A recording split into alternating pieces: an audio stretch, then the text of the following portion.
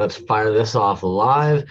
You guys are going to be about a minute behind, but we are actually live on Thursday, Toyz Alive. If you guys don't actually mind as well, because this seems to be like always, I'm doing so many different things with my audio. If I am screaming right now, please let me know. And if I'm uncomfortably quiet, please let me know. And that way I'll try to adjust my mic so that B and I are kind of on the same levels. Because I know that last week I was on my laptop and somebody complained to me that I was whispering the whole fucking time. B to the J, how are you? Good, man. I love that uncomfortably quiet. That is creepy as shit right there. Uncomfortably quiet. What is up, dude? Doesn't it feel good to be home? Okay. Now, I don't know if anybody else has this. I'm going to unveil something a little bit personal to you guys right now that some of you already know, some of you don't know. When I leave my home, I don't shit. And it's not intentional. I promise you, dude, that one time I was gone for 8 days, I didn't shit for 8 days. And then you come home and just, if any of you dudes are South Park fans, the Randy, the hot, hot, yeah. Feels good to be home. What an interesting fact, dude. I had no idea. I don't even know how to respond to that, man. I get it during the day because I work, at construction sites a lot, and you definitely don't want to end up in a porta potty, and have to do your business there because it's just, you just don't. And so, yeah, there is some sucking it up, if you will, that needs to occur, especially when you're sitting in traffic and whatnot. But good Lord, dude, you just exit out, just not on the schedule. Yo, like the issue is that like the scenario itself, my brain goes so heavy into like fight or flight mode, unfortunately, that like it doesn't even enter the realm of possibility. And you come home and I shit you not, you basically feel fucking drunk, man. You come home, you come in the door, and you're like, you sit down, you literally light a dart maybe, and like the moment that dart gets lit, oh no, the body knows. You know what's even more astonishing about that fact is how much coffee you drink. Dude, that's what's actually wild is when you consider how many darts I hack, the coffee I drink. It's not for lack of trying. You know? Oh man, dude, I know some people that they can't take a sip of coffee without going to drop a deuce afterwards. Like it's just something. I've had friends tell me back in the day I used to smoke a brand of cigarettes called number 7 blue king size. And I've had multiple human beings tell me that I smoke fart darts. That basically number 7 blue king size, they just go right through you. And like I've had multiple homies tell me this. A buddy one time even asked me for a dart for some batch bowls, and he told me the next day, he was like, dude, I don't know what's up with the darts you hack, but like I ripped one batch bowl and I was shitting my pants. I was just like, okay. I was shit my pants. Barrio Bobo, what's up, man? The court chat tonight, man. I know, you know what? I don't even think we said what's up to everybody. What is up, everybody? There's a lot of people in here. So what's up, everyone? Thank you for coming in. Week 54, man. Here we go. Robert Bloom in the house. Yo. Barrio Boba, man. Let's jump back to that real quick, man. The Candy Heads. The Death and Strawberries assist on that with the little shine. And dude, what a difference that made. Holy crap, dude.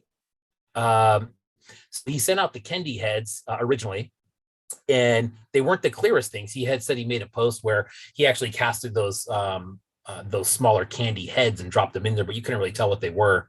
And then Death and Strawberries offered some advice on how to polish those things up. And dude, water, straight water, dude, in a clear glass. Hey. You and I have personally had this conversation about how frustrated we can get from unsolicited advice, right? The reality is when it comes to art sometimes, it's kind of that same thing. I would never want to give anybody unsolicited advice.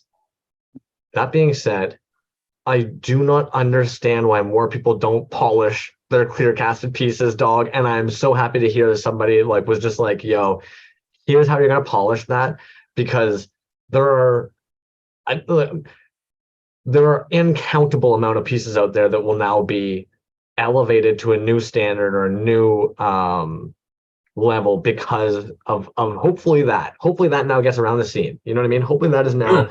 one of those pieces of information that kind of carries on the wind and just fucking spreads amongst the scene, and people get very comfortable with it and perfect it, because it's it's not bumping the lamp. It's not cherry on top. Yeah, man. And it makes I mean, it is night and day difference. Night and day difference, man. Um, No, am I crazy? Did he post pictures or is it a story? Because I'm trying yes, oh to. yeah. You know what? I did see pictures. I don't know if it was a post or a story. Um, but it was something for sure. But yeah, man, they're great, dude. But yeah, anybody looking to remedy that problem, go ahead and take a look at that. Hey, I was already debating doing a share screen here anyway, so why not? Because I just saw something that I thought was really great too. We don't see this too often. This whitewash. Yeah, you're right, dude. Burial You're right. boba. You're 100% right, dude. I can't think of another piece. I don't think I own a piece that has that on it, honestly. Well, let's be real. In the blue, it creates almost that like that Dutch plate effect. Mm-hmm. Yeah. Damn. Burial boba, man. Well done, dude. Also, I don't know, feel like I'm missing something, but the gave the heads a wash to get them to pop. Will this work? I'm not sure what this was about, but yeah, dudes, you can always scrub a dub your stuff. Even Hello Radical the other day saw him with a whole bunch of pieces sitting there in the sink and some soap and water. Do it up. Yeah, Carolina Cool Cat. What's up, man? I just saw that new Anchor Fist that came out. That looks like a dope one. Just new stuff on there. But yeah, man, you know what else I noticed on that picture too is how much a black wash can do. Now, speaking of Hella Radical, we were talking about a Dante figure that I had picked up from him recently, and he said, "Do you want to do a black wash on this one or not?" On this particular one, I said no. And because of the pour, I think that was the right decision. I think he agreed. But then I got another one that did have a black wash on it, dude. And it really, really does make a difference. That being said, I think it's got to be kind of on the right piece, but I mean, fuck, man. Talk about bringing out the detail. Well, I'll admit, everybody's different at washes. Like everybody has a Yeah. different wash effect. If you look at a piece by Titty Bean that's got a wash on it versus a piece by Hello Radical that's got a wash on it, they're distinctly different pieces. Like the way that they approach it. I even believe some artists, they're going to use acrylic. They're going to just fucking go nuts on that thing, wipe it off with a napkin. Some people are going to basically actually like really water down the acrylic. And then some people use ink, Mm, just straight ink. wow. I didn't know that. Interesting. I've only seen that done a couple times. I saw Hurt do it, and then I saw Titty Bean do it. He did that one on a live or something like that. But yeah, dude, what a very cool technique. Baba Drop, what's up, man? New Transylvania. I That love being seeing said, everybody in here, man. Straight up, dude. I was just going to say, yo, Bootleg Toyko, Pocket Salsa, Skilled One, Suki, what is going on, guys? Zymod Co, how you doing, Mr. Ordinary? How are you doing in here this evening? Good to see you, homie. Dylan Clement, what's up? Fellow Canadian, I believe. Fletcher Sandvik, and you've been here enough times at this point. I should just know Dylan Clement. And actually, I believe Dylan Clement came out in the scene probably around the same time as us, so I feel as though I should have that one more under lock. Calico Chris Tattoos, Folklorian, what is going on? Yuckamuck with that drop that I do have a tab for in a moment to pull up. Josh Smith, 420 Newman, how are you doing? Burial Boba. What is that? Robert Bloom. Robert Bloom is worst villain ever, correct? Correct. There we go. Worst villain ever. If you guys aren't familiar, go check out the worst villain ever page as well. Josh Smith, you recently, I know that one as well. I should know that one. Stormico Station. I gave it away. Sorry if that's not okay to do that. I suck sometimes at knowing. Yeah, Dylan Clement, you're right. It was he is from Canada because I sent him a package recently and it was to Canada. So there you go. You know what? Hey, you want to check this out? Let's check this out, dude, because this is a story that we'll probably talk about a little bit later on today, dude. But I don't think I showed this to you. This is the Yucca Mutt giveaway piece for tonight. Bad News Bears, man. I believe he made that post right before we came on. And this is the Anarchy Bear. And it is clean, dude. Nice glossy. Little Wilford Brimley looking face there. Man. Speaking of Wilford Brimley, dude, why do I keep seeing this little Instagram? I know, right? Why does I keep on seeing this little Instagram reel of a guy interviewing him and going, "What's your favorite candy bar?" And he goes, I don't eat candy bars. I have diabetes. I don't know, man. It just, you know how you watch something, you watch it all the way through, and next thing you know, it's like you see it 50 times. Anyways, that's what's on my reel. Anyways, Anarchy Bear. Drop one coming right out away. tomorrow. Yeah. Yeah, exactly. Diabetes. But Bad News Bears drop tomorrow from Yuckamuck. And you got a chance to win one for freeze tonight. So that'll be sick. Yeah. We're going to quick little interruption really fast, only because I can't remember if I actually ended up getting nutrients related, but also Pocket Cells. What's going on, Risco Galaxy? What is going on?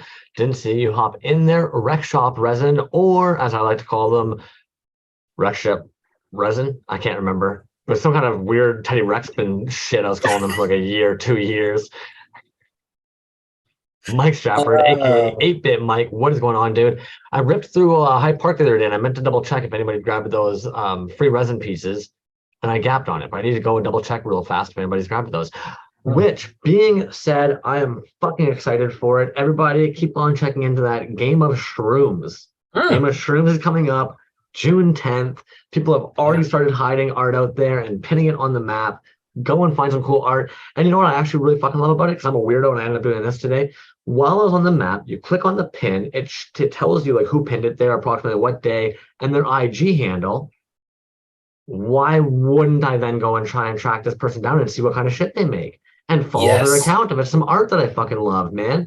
So suddenly you've got all these people who are like, they're doing illustrations. One of them, somebody here is doing embroidery, a bunch of embroidery circles with like the mushrooms on them. Somebody did a mural piece, actually, that you can go into the mural piece. Somebody left a bunch of drawings in Ziploc baggies, like on like a matted backer in different areas. It's like, yeah, fuck. And then you get to also click on their IG handles, just right click it, open a new tab. Suddenly you've got like 50. Dude, the map is insane. Like, anyways. How do you get in that? Do you know? Do you just like hit them up and be like, hey, I got some mushroom shit to hide? Okay, so I'm glad you actually asked that, because on the website for the Game of Shrooms, which I'll pull up the tab here in a second, because it's literally, it walks you right through it. It explains exactly how you participate. Game of Shrooms official, share screen. Like, even anybody last minute, like, I know it's going to be on June 10th, but if for whatever reason you feel like you can make something in that time span, get on board this.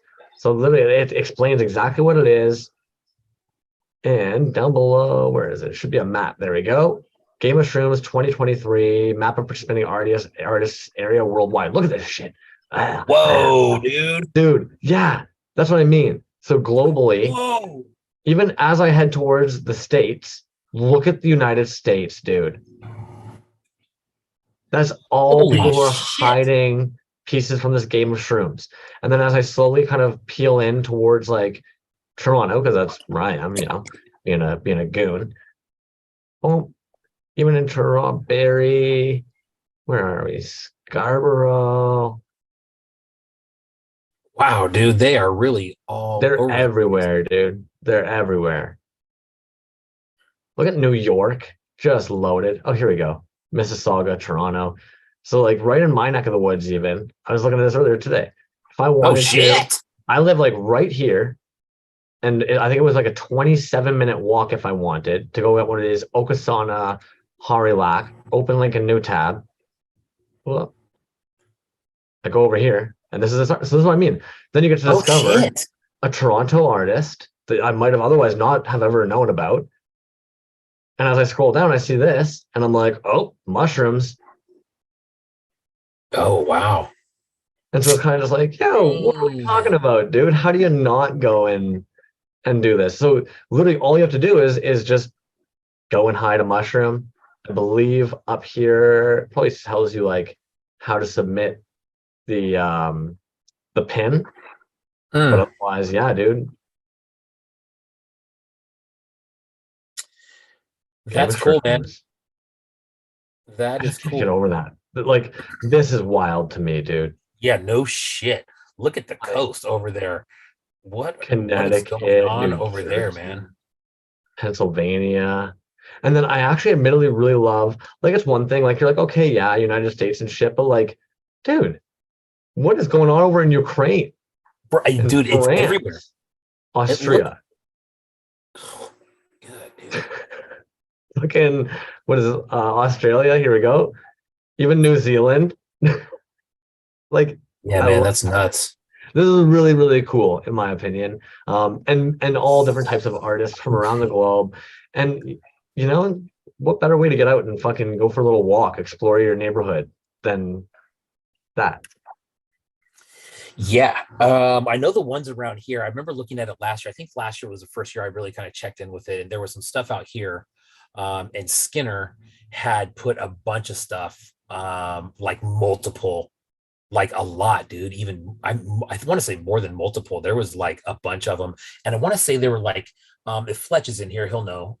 There was like, I think it was like these wooden cutouts that he made, or it was some art, but they were in the Berkeley, Oakland area. I remember watching them, and they were getting snatched up quick.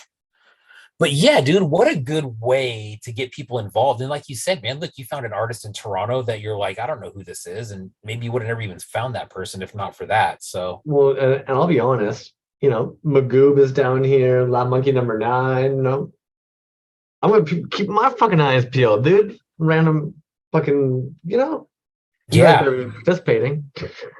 I wonder if is Hella doing something?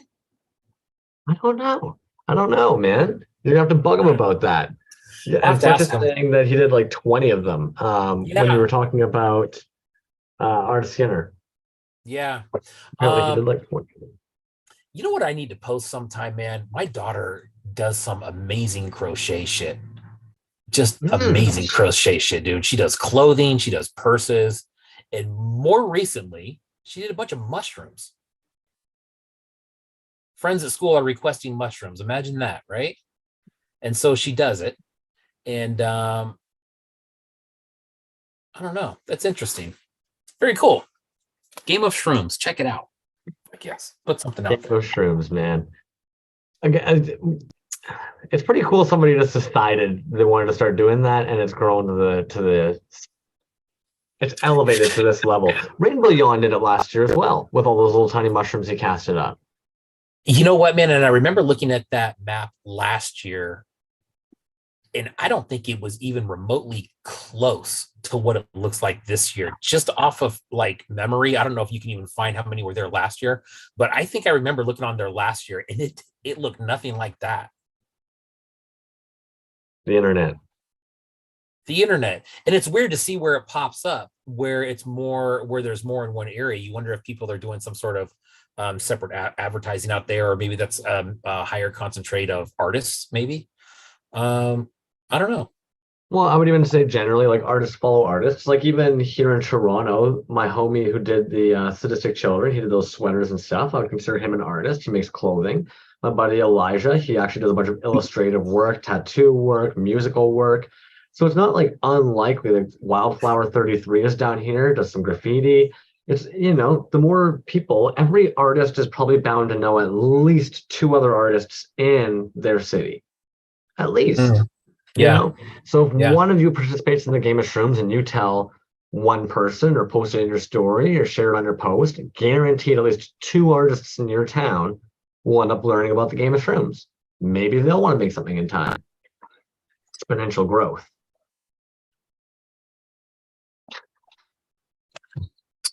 Yes, I agree.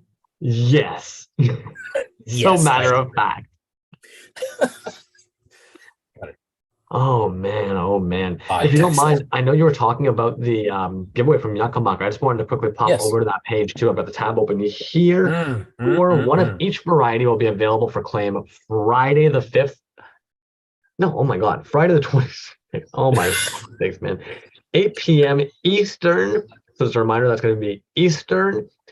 And While we're on this, actually, we might as well, you know. We've got this false idols toy drop happening Nice. as well, Friday, 7 p.m. Eastern. So the Eastern boys are going to be dropping some stuff. You got Yuck 'em Up with those Bad News Bears, 8 p.m. Eastern. False idols toys, Pink Lemonade, going to be at 7 p.m. Eastern. Everybody cut a hole in your purse straps.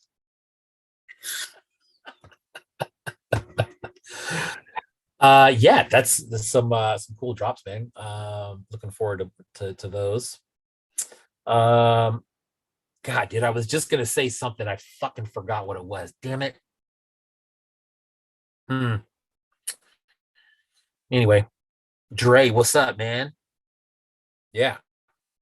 Um, a couple shows. We haven't really talked about a whole bunch of shows that are coming up, but I got a couple shows to mention. Do you have any by any chance? Mute. You're on mute. I've got the main one that I think we all know about. Um, I was definitely going to pull up the Toys on Tap bootleg one, bootleg market, black market Yes. bootleg market, black leg. Anyways, I was going to talk about that one, but if you Yeah, have more, that's tomorrow, correct? this is going to be tomorrow. Absolutely. Yeah, look at that 7 lineup. One p.m. trick pony. PST. Yeah. So yeah, that's interesting. One trick You know pony. what I love about this? Actually, sorry, I'm really sorry because you actually were like you're going right on the money there. One trick pony. You guys know I like one trick pony, but I love the variety is going to be here. Also, our homie Hello Radical is going to be co-hosting this one with Yucko, and those dudes basically came out like almost same time as well, and like they've kind of been in that same circle, you know. So I'm glad to see that happen. But here's what I love about this kind of shit. You've got one trick pony chilling over here. And he's got probably close to what 2,000. There we go. Yeah, actually, you're talking about doing the 2,000 follower giveaway. If we go over to Phototonic, I believe they're at 4,000 something. Phototonic figures, 4,030. Look at these robots. Then if we go over to Mm, Third Eye, I believe they're actually currently chilling around that 300 mark. 539, my apologies. But even there, look at the variety of the toy is going to be available. This looks nothing like a one-trick pony piece or those Phototonic pieces. We have such a variety in the actual account sizes. Dope, dude. mm. Also, you know what? Just for shits, check that mustache, man. That's what's up. Third Eye That's Toys, hardcore. Stash That's Gang. hardcore. That's Mhm. hardcore. Yeah. Nice. What Um, shows you got? well, there's a one that is actually a couple weeks out, but it's that one mint on card. That's the one that's going to be down in Australia. That's Titty Bean's show, actually. Titty Bean We can talk about that shit now. and this is not well. I'm just mentioning it. I'm saying we're still a few weeks out, but I did see a post on it, so I thought I'd mention it. And I saw the lineup, and I'm just like, oh, oh shit. Um, that's going to be a good show, man. That's an in-person show. And I haven't really done any research yet to see if it's stuff's going to be available online, but what a fucking lineup, bro. Look at that shit. Mm. Dude, I remember when he first mentioned this to us, I was stoked as all fuck. Mm-hmm. And we weren't allowed to say anything, but now we've been looking at it. It's like, hell yeah. Hell Mm-hmm. yeah. That's what's up, boys. Yeah, Dollhouse Gallery, Dollhouse Gallery. Brunswick. Yeah. Okay. Sorry. No, that's dope, man. Opening night, 6/9. Doesn't this just tickle your pink? Oh, Why are you we know so what? lame? I like seeing shit like this. My bad, dude. I fucking read that completely wrong. It's July 28th through August 11th. Opening night. The time is 6 p.m. to 9 p.m. I'm guessing. Yeah, So that opening night, show. 6 to 9. Okay, I'm fucked up, dude. I wrote that down way wrong. Whatever. So, anyways, that actually What a starts variety. July 28th. So it's even a little bit further out than I thought. You've got Americans here, you've got English, you've got fucking Australians, you've got Canadians, you've got New Zealanders. Damn, dude. And I'm just Dude, saying that from a global standpoint. Sorry. I was gonna say Dakin's Emporium, dude. They've been around, right? I remember Yeah. them from Yeah. Okay. For some looking at reason, that. that's one that keeps on popping out to me as well. Is it just because Mhm. Dink sounds kind of like Dink? You know what? The way that I remember this account is the logo. Bear, check this The out. Yeah, those are dope. I Each remember one comes in a the logo was different, and then they went through like a thing where they had people vote on what logo to do. But it was cool to see that name pop up. That's one that I don't usually see pop up in shows for whatever reason. yeah. No, I haven't seen them do any shows. This is a sick little pack, dog. These totems represent creatures, monsters, aliens that come from the darkest point under your bed. Each one comes in a hollow bag carded 10 New Zealand dollars. I'm pretending that's New Ah, Zealand dollars. I don't actually know. New Zealand. Yeah, yeah, okay. Huh. Oh, neat. We all know that fucking, Oh, yeah. yeah, yeah. What's that? Keith Haring? Is that Yeah, what Keith what it is? Haring. Yeah. Yeah, there it is. The unofficial collab. That's funny. Yeah, Yeah. that's cool, See, man. and you know what? This is what's so important about people doing online shows actually as well, is whether we're able to go down there or not. Look at us here. Some random ass fucking Canadian, some random ass fucking American just clicking through going, oh, who is this person? On a Yeah, tab on a fucking post. We've looked at these because we know Cube Boy. nice. Anyways, sorry, getting off topic here. No, that was dope, man. Cute boy, that's a good one too. Um, Another one locally here, this weekend, actually, if you're in the Bay Area at all, is there is one toy show over at Concord High School. It's like a Concord Comic Con type thing. And Loza and Fletch will have a booth Oh, out there. I believe Hella may stop by on Sunday. I think I'm going to cruise by on Saturday, see what's shaking. But Concord High School, Saturday and Sunday. If you're in the Bay Area and want to check that out, check that out. That's an annual one that they have too. That's been there, I believe, last time, or maybe not, man. Kerf Loss is planning on being there, but I think that actually kind of fell through. Um, but it's one of the local shows. I've never been to that one actually, so I'm kind of curious to see how that's gonna play out. Uncle Spank, thanks for coming in, my dude. I believe he just got a package from us, or if he didn't, it should be there any day. I sent that earlier this week. So yo, I'm weird. I love seeing those fucking posts you guys post when you end up sharing your giveaway wins because like it's just so sick seeing you guys get those packages. I don't know. Maybe I'm fucking weird. It's just really fucking nice seeing you guys get those packages, get some artists' work, hopefully get a little win that day. And it's just nice seeing that. I don't know. I'm fucking weird. no, you're right, dude. I like seeing that because I always try to zoom in and make sure that nothing broke on it. Like I haven't had anybody report that anything's been broken yet. So hopefully that doesn't happen. But I always try to pack stuff nice and tight, so it doesn't yeah, that's right. So so it doesn't break or anything. But I saw the other one that I saw was Sazmac. I think Sazmac got their Agent Zero from Von Fake Name, and that was another fucking shipping snafu. That's one that got sent back to me, then had to go back out again. Yeah, dude, it's the same thing. And you know what? This is what's so stupid. It's the same thing. It's the description. The description is what matters, man. And it's like, and I really think that there really is no standard. I think it's whoever is working and it's really it's like a judgment call for them. They're like, nah. So at the front counter, it all goes through. They're like, fuck yeah, I know the dude at the counter. Like, he's like a local like referee for youth sports and shit. So I know him. So he's just like, boom, boom, boom, get out. And next thing you know, it shows back up on my porch, and I'm just like, anyways, I think he got it because I saw the picture today, so that was cool. Carolina Cool Cat got his Quackula. Yes, man. Awesome, dude. I forgot he won that all pink Quackula. That's a dope one, dude. I love that. Well, Nice. because you mentioned the local show happening there, and it actually reminded me of this one I saw today, and I'm not sure what it's going to entail. I'm not sure if they're going to have an online availability for this, but I thought this was a neat idea, man. A fundraiser for the farm where a bunch of the art is made by the animals on the farm. That's interesting. There you go, man. The animals have been creating some awesome artwork to be included. So there you go.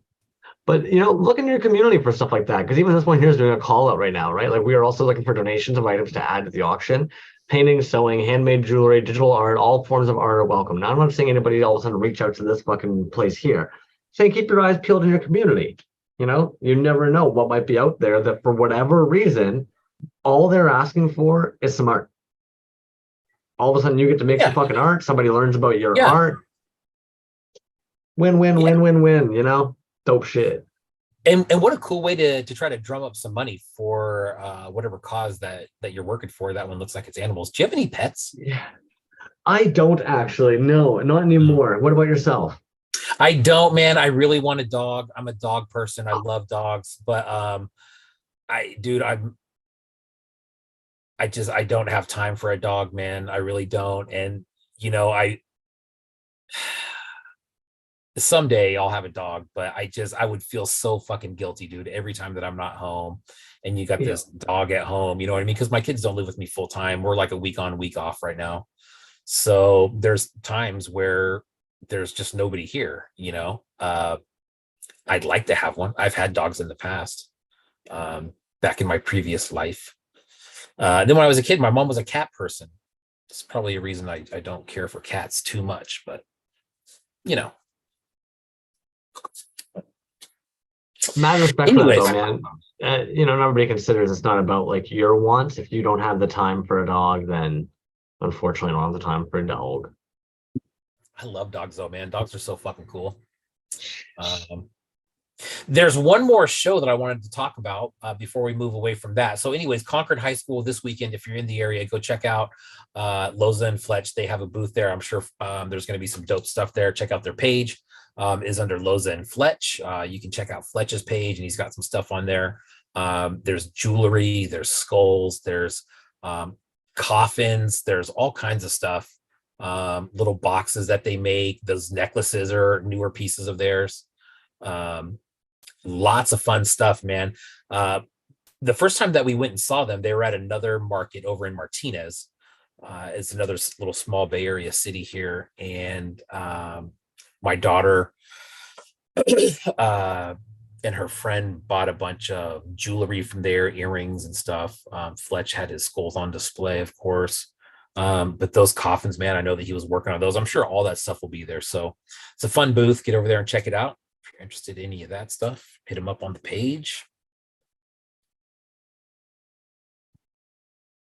And you mentioned you've got one more show as well. Yes, sorry, man.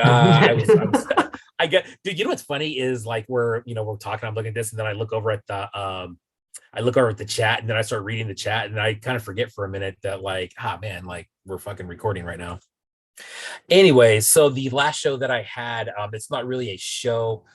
It's going to be a guest appearance at E2K 1 week from today, which is June 1st. They're going to have L'Amour Supreme out there, which is great, man. So if you're in that area, I know there's a lot of people in that area. L'Amour Supreme, exclusive toy drop too. Check that out. Exclusive toy drop meet and greet Thursday, June 1st, 6 p.m. or to Kentucky. Very cool. I have a L'Amour Supreme story, dude, that I'm embarrassed to tell, but I'm going to tell it anyways. I've never had any interaction with L'Amour Supreme except for one time. I had posted in my earlier days, I believe it was a Czarface figure. And this is what really made me do my research from here on out is I put something in there that I just assumed. I assumed he had something to do with that figure. He has nothing to do with that figure. Nothing to do, at least with the one from Super 7. And he let me know it in the comments. And I was extremely embarrassed. And I hit him up individually and apologized. And I don't think he ever read it. And so I was embarrassed, dude, and I just deleted. But yeah, my bad, man. But that looks like something fun next Thursday. So check that out if you guys are in that area or you're a fan of him. I'm sure people will travel to go see him. Speaking of E2K, let's talk about E2K just real quick, man, because I've been wanting to talk about this for the last couple weeks. And it was never like really in stone until like this morning. But working with Dustin at E2K and Paulie too, we are from here on out, man, until further notice. We are going to be doing the $25 E2K gift card on every single episode that we do, at least every Thursday night. So every week, we will have our regular giveaway, and then we're going to do we'll have an additional E2K $25 gift card to get people into the store, buy some stuff, maybe cut down some shipping on some international orders if you're looking for something like that. Thank you, Dustin, for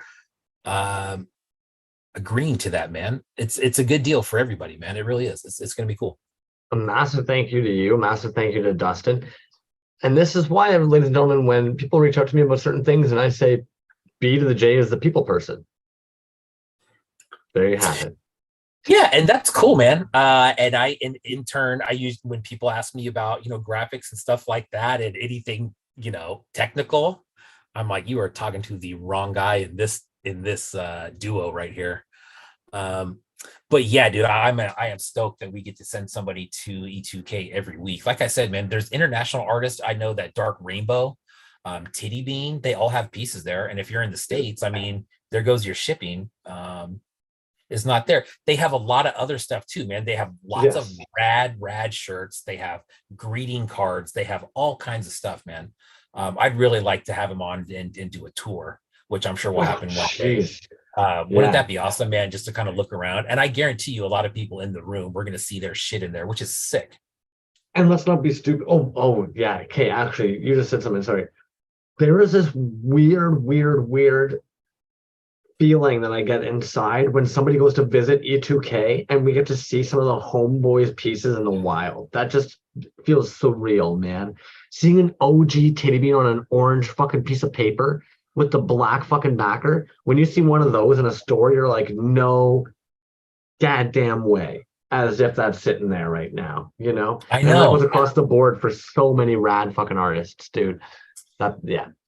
It really does, man. And it's almost, like the more and more that we start to just kind of be around each other and everything, dude, it's almost the idea of E2K gets even more and more appealing to me the further time goes on, because it's like, holy shit, dude, all these people's stuff is in one location and it's a storefront. You know what I mean? It's not online. And that's very, that's different, dude. I mean, shit, there is, I don't know, someone will correct me. I don't know of another storefront that's strictly indie toys. I don't know if it's strictly, I don't think it's strictly only indie toys, but I was actually going to mention too, anybody in the Chicago area, you guys have Toy de Jour down there too. Another one that's a great example of like a store that carries a lot of the indie homies spanning from a wild range of time. Yeah, dude. Gosh, who was Bootleg Bonanza? Was there a storefront there? Or was that in Philadelphia? I miss that, man. I really wish I made it down there. Like I know Fat Dad's Toys made it down there. Resin Blood was basically down there all the time. Matt from Mushi Bros Toy was basically like working out of that shop for a while. Yeah. Fuck, dude. That's a piece of legend right there. Yeah, I remember when they'd have like movie nights and stuff, remember? Like people would go and watch movies. I thought that was rad, man. I don't know of any place even locally that you can do that besides the fucking drive-in, but they were booting their own suckies. Yeah. And right, you know what? I want to say, man, they popped up recently and had some stuff for sale. I think, okay, you know what? I don't think anything that was still available is necessarily off the table. I think anything that was always available might still be available. That's how I view it. I do truly believe that if he had stuff that hadn't sold yet, if you were to reach out to the Bootleg Bonanza page, Garrett does still manage that page. He would probably still be willing to sell stuff. I don't see why not. Yeah. Good point. Pocket Salsa, fucking Toy Cantina. How can you forget? Yeah, Resin Blood. Sorry about that, homie. Fucking Eddie chilling in the basement of Toy Cantina probably as we speak, and yet Look at us. Um, but yeah, Toy Cantina, dude, that's a place I'd like to visit as well. But anyway, so that's all I had for shows, man. Concord this weekend, Mint on Card a little bit further down the road. I'm sure we'll circle back on that one more than once. And then L'Amour Supreme at E2K next Thursday. Go check out all those fun things to do. And tomorrow night, don't forget, of course, to tune into the Toys on Tap, the Black Market Bootleg show. Boom, with guest host Hella Radical Toys. The Hella of the Radicalist Toys. The Hella of the Radicalist. Very true. Anyways, what's going on with you, dude? Oh, I'm just grabbing names for the wheel because you mentioned that E3K card, and I thought, well, shit. At some point, it's gonna get tossed at me that we're gonna spin this wheel, and I better have some names pulled on in there for when that time comes. You've got a big old pile of goodies there, though. I saw that post of you saying you were prepping for the show tonight, and I had to laugh because I was sitting there fiddling my thumbs. Basically, I was just zooming all over the house today, not finishing anything. You ever have that day where you start 10 billion tasks, and then your apartment or your home is just a fucking tornado because you've for some reason opened 10 cans of worms? Yes, 100%. And unfortunately for me, all of those activities that you're talking about happen in this room here. Maybe I should reorganize. Maybe I should put these in this box over here until a different time. Maybe I should stand all these up. The next thing you know, I got my my picture box, and everything is just fucking everywhere, dude. So I usually try to get this done on Wednesday nights, and I just did not have time yesterday. So but then I thought, I'll have plenty of time when I get home today. Yeah. And like you said, that that 3 hours gets to 1 hour, then that 1 hour might as well not even fucking be there, pretty much. So yeah, I know what you're saying, man. Just to try to get some fucking space just to think, oh man, that invisible hour that we were talking about tonight, I literally looked behind me and I literally had like two canvases on my couch and fucking toys, of course. And yeah, dude, chaos. Chaos. Just tossing Colin 35 times. Yeah, no kidding. We always give him a hard time. He genuinely does kind of get in his head, I think, about even speaking up sometimes in the chat, because I think he's a little bit nervous that if he speaks up, he'll get added to the wheel, he'll win. So we are always just kind of flicking your dick, man. I hope that you're not feeling, because to be honest, there's a lot of folks in the room that realistically, like, they win just as often as Colin. Some of you are here every friggin' week. Some of you hit that lucky like button, every week. So there are some of you who actually win quite frequently, and I would never want to see somebody not participating in the chat simply because they're afraid of how people will feel if they get put on the wheel. Assholes. You know what? I always wondered how many people are. God dang it! I just realized, dude, that we've been doing this for 45 minutes, and I didn't have live chat going. What a shame. I always wonder how many people are watching but not actually saying anything. And that's fine. Actually, usually when I watch these things, sometimes I don't usually say anything either, but it just depends. There's people that I feel like watch it that would never in a million years say anything. And I think you probably know those people, and some of them is because they can't help but watch, but don't want to really be seen watching. And then there's some that I think that they're just like Hurt Toys. How would you put the fact that, like, if Hurt Toys or Resin Blood, right? They're just busy. They're just doing shit.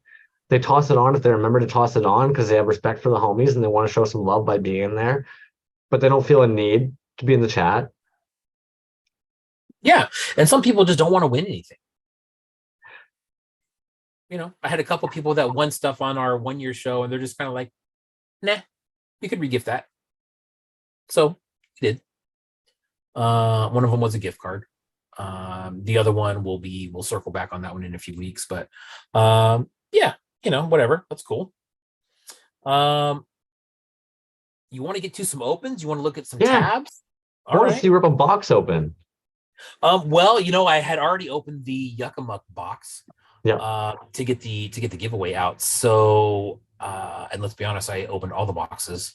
But this is the Ewok, the lucky Ewok bear from that last drop that sold out super fast. There it is, dude. And I told him, what I really like about this, besides I just kind of like the idea, it really fits. When I was a kid, I have an older sister. I have a bunch of brothers and sisters actually, but just one full older sister that she was really into Care Bears and I was really into Star Wars, and they never really crossed. It was like that was her thing, that was my thing. So I kind of laughed when I saw these. I'm like, what a cool collab of pieces or franchises, I guess you would say, to have that. So love it, man. That's a good one.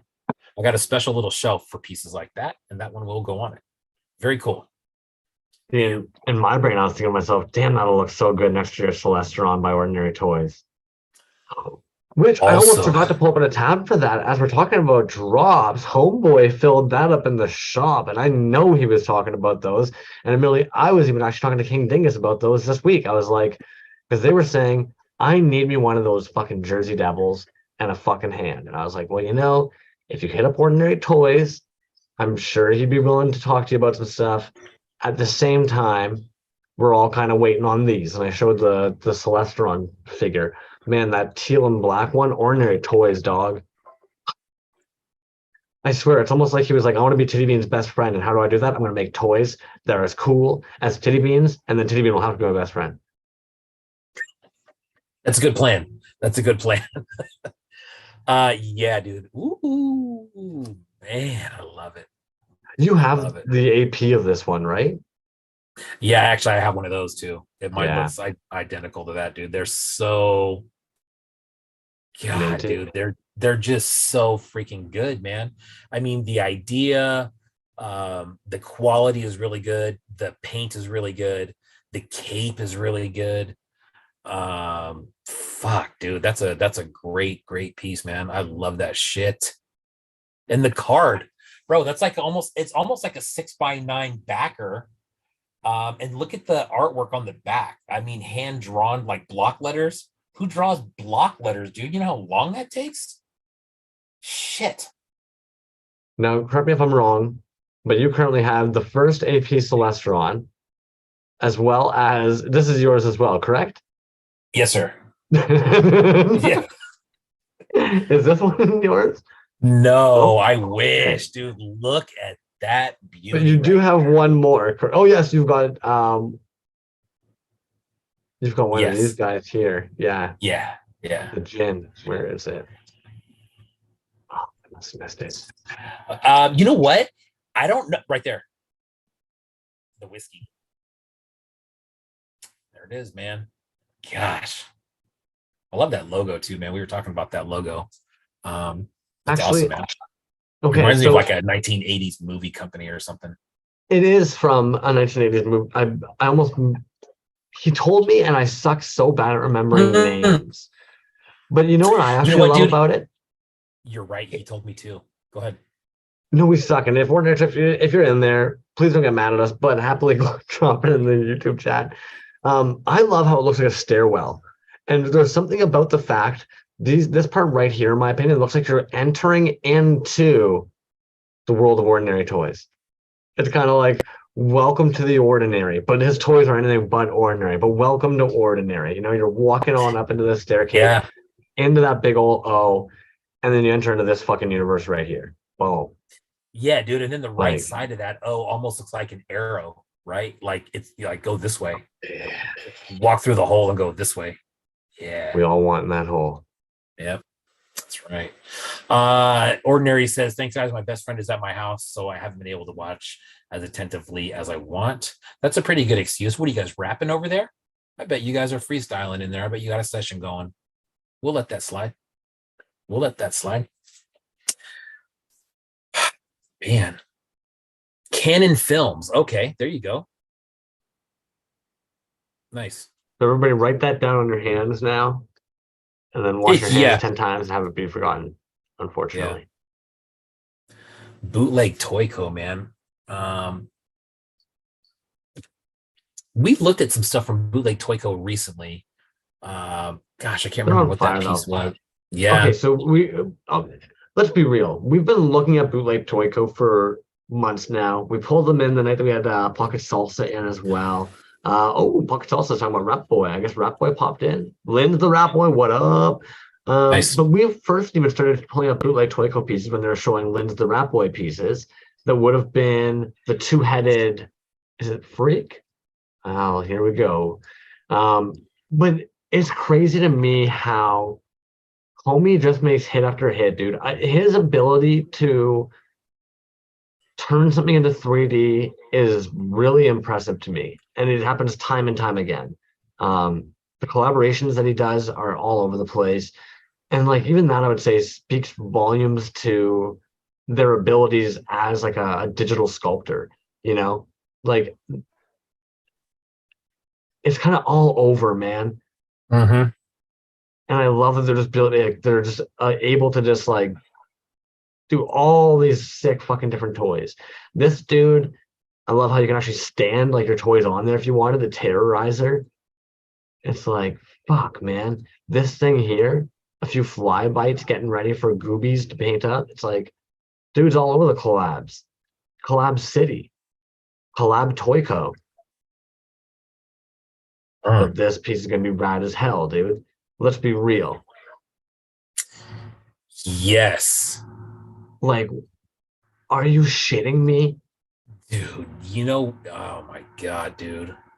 And So, oh, I see. So I'm looking at how they're going to attach on there, so they just kind of hook in to those holes. I didn't know. yes, I was he going to is say literally, that's better. Yeah. and these are all pieces that he's done.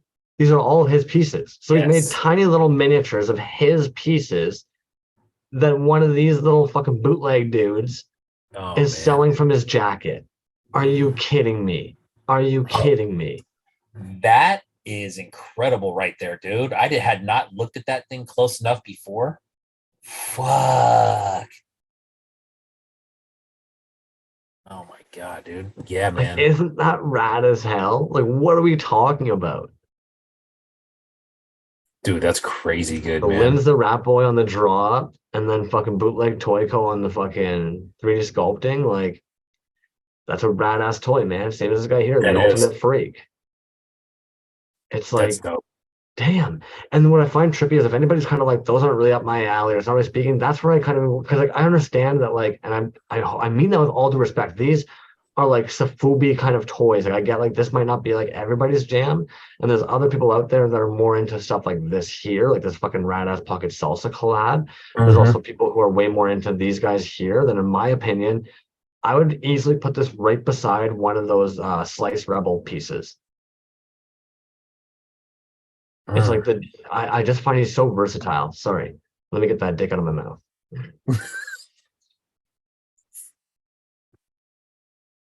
Oh man. But you're right, dude. Awesome pieces. Sick pieces, dude. That bootleg dealer, that's the coolest shit I've seen in a while, man. Straight up. That's It's incredible, hilarious. dude. The fact that they're small pieces that he made too. Get the fuck out of here, man. That is Yeah. dope, man. I like how That is Pocket Salsa. Can we get an impromptu interview with Anthony right now? he's been I on the mean, show. he's been on the show. He's Been actually on the one of those show. dudes I've discovered through bootleg Toyco, through Kajiki. For some reason, I've got a thing for black-haired dudes with striking eyes and beards. Didn't know it. Which is actually kind of really counter to fucking where the toys are, who's got like platinum blonde. You guys throw me for a loop every day. That is true. that is true. Um, Dylan Clement made a comment, just painted a Bullborg. That's the piece that I was thinking of, the Bullborg. Another fucking dope one, man. Pockets also says he wants a bootleg dealer. Yeah, man, that is sick. That is way And sick. I know it's weird to What? say, but dude, the people we know make really cool stuff. Did you know that? Yeah, dude. I say probably maybe once a week, maybe once every other week, somebody will ask me, at work about like, hey, I heard you collect toys. And I'm just like, oh, I'm the toy collector, right? Fucking dumbass shit. And then we started getting talking, and I'm just like, well, if you're really interested in not being a cynical asshole, I'll show you something. And then we take a look at the account, or maybe I see their Instagram account, and they take a look, and they're just like, oh, that's not what I was thinking of at all. And I'm like, yeah, man, these are very small runs. They're very limited runs. It's nothing that you're going to see that you can buy on the shelf anywhere. But then it kind of starts to make sense. I mean, honestly, they still don't get it. But, at least it kind of gives them an idea of what this is, Meanwhile, so King Dingus and I went to the AGO not too long ago. And there's actually, I was like, hey, before we leave, do you mind if I take you through like my favorite section, just really quick? I just want you to like see what I'm talking about, because we had gone into the basement, we were looking at all these ships, right? First off, my brain couldn't separate the fact that when you're looking at all these ships, dude, all I kept thinking is all the accessories are there.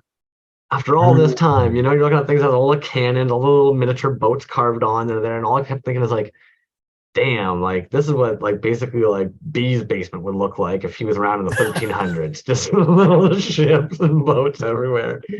Dope. But then there's this one collector that it really does remind me almost of somebody just like all of us, because there's a whole wing of the AGO that's devoted towards their collection, their personal collection. And even the CBC radio interview with them that's playing at one of the sections you go to, and the guy explains he's talking about his first time when he would travel. He would often pop into antique stores and like these weird little oddly shops and look for things. And it was the first time they had seen these little porcelain busts. And I'm showing my story, just this huge wall. Well, that's from that dude's collection. He would almost like find these trinkets on his travels and just become obsessed then with like tracking down these like one of one items that some random artist on some weird continent somewhere had made. And as you're going through his collection, what's really interesting is it's like all I can think is toys. Everything I'm ended up looking at, it'll be little bottles, but the little bottles shaped like a little guy selling noodles, or a little fucking bull fighting a matador. And all I can think is, oh, bottle toys, And like you walk over to the other section, it'll be a bunch of ivory sculptures. And you think to yourself like, oh, more fucking little toys, but these ones made out of ivory. It's trippy to me, dude. I don't know. I just fucking love that shit, man. And like it really made me think about like the toy boys and like how we collect in these one-of-one pieces. And when we talk about them being toys, and it's just a matter of perspective or semantics, because a lot of them, I get it. Like they might not seem like what somebody thinks of when they think of a toy, but at the same time, like, hell, man, you look at these pieces and it's like they bring the joy. They have the colors. They've got the aesthetic. They still have that like. They elicit imagination, right? They elicit quote unquote play. And the idea of what play means might evolve or develop over time to be a totally different description of play, but they elicit play. And it's sick, man. Yeah, agreed, man. And not only just the piece itself, right? But sometimes sometimes it's colors. That's one of the things that really drew me to Healy, besides it just being really cool stuff that I was looking at. But some of the colors, like, you take the Raider and some of the colorways that he's done, and he does these kind of like iconic colorways where exactly what he's referencing when painting that. It could be on a completely different figure, which it is.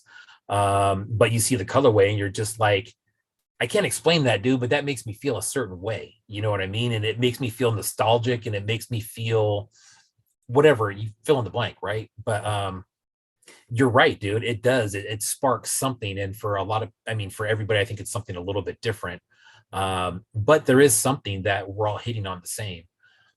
Dude, sometimes I wonder, in 10 years when people are going to look back and be like, man, back 10 years ago, it was like this, and this was who was around. I mean, you would think that if, Instagram is still around, this stuff will still all be searchable and findable.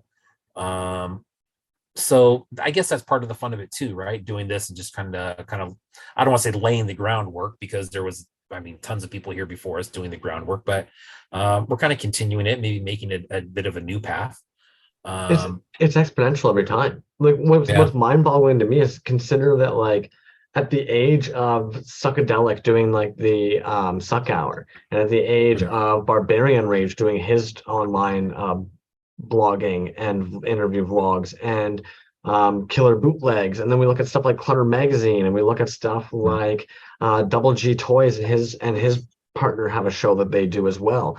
People have been doing this, but I would say it's always been almost like one every wave, one every little like couple of years somebody gets that idea. The fact that in our quote unquote wave, we have so many people, like even yourself and Yucca Muck, documenting and posting their toy collections. The amount of people that are now sharing and posting their collections is exponentially larger. We've got like Toys on Tap happening right now. You've also got Where the Toys Are happening right now. We did have Cadaver Productions, aka Behind the Bootleg. So it's like even the amount of people documenting and doing these interviews, it's sick how maybe somebody who might not have been caught before will now get seen and caught by somebody doing these interviews, right? Like even I've told that to you before. Like we've talked about that. It's sick. The more people that want to do this, it's sick because nobody can cover everybody. And the more that these people get some coverage, the more that everybody gets to discover some new art, maybe get some new toys, get some fucking new friends. It's fucking dope, man. I don't know. Yeah, no, you're right, dude. And it's, we all kind of got here over toys, and then fuck, man. I mean, how often do we talk about that? Probably every episode, right? Where it just turns into something else.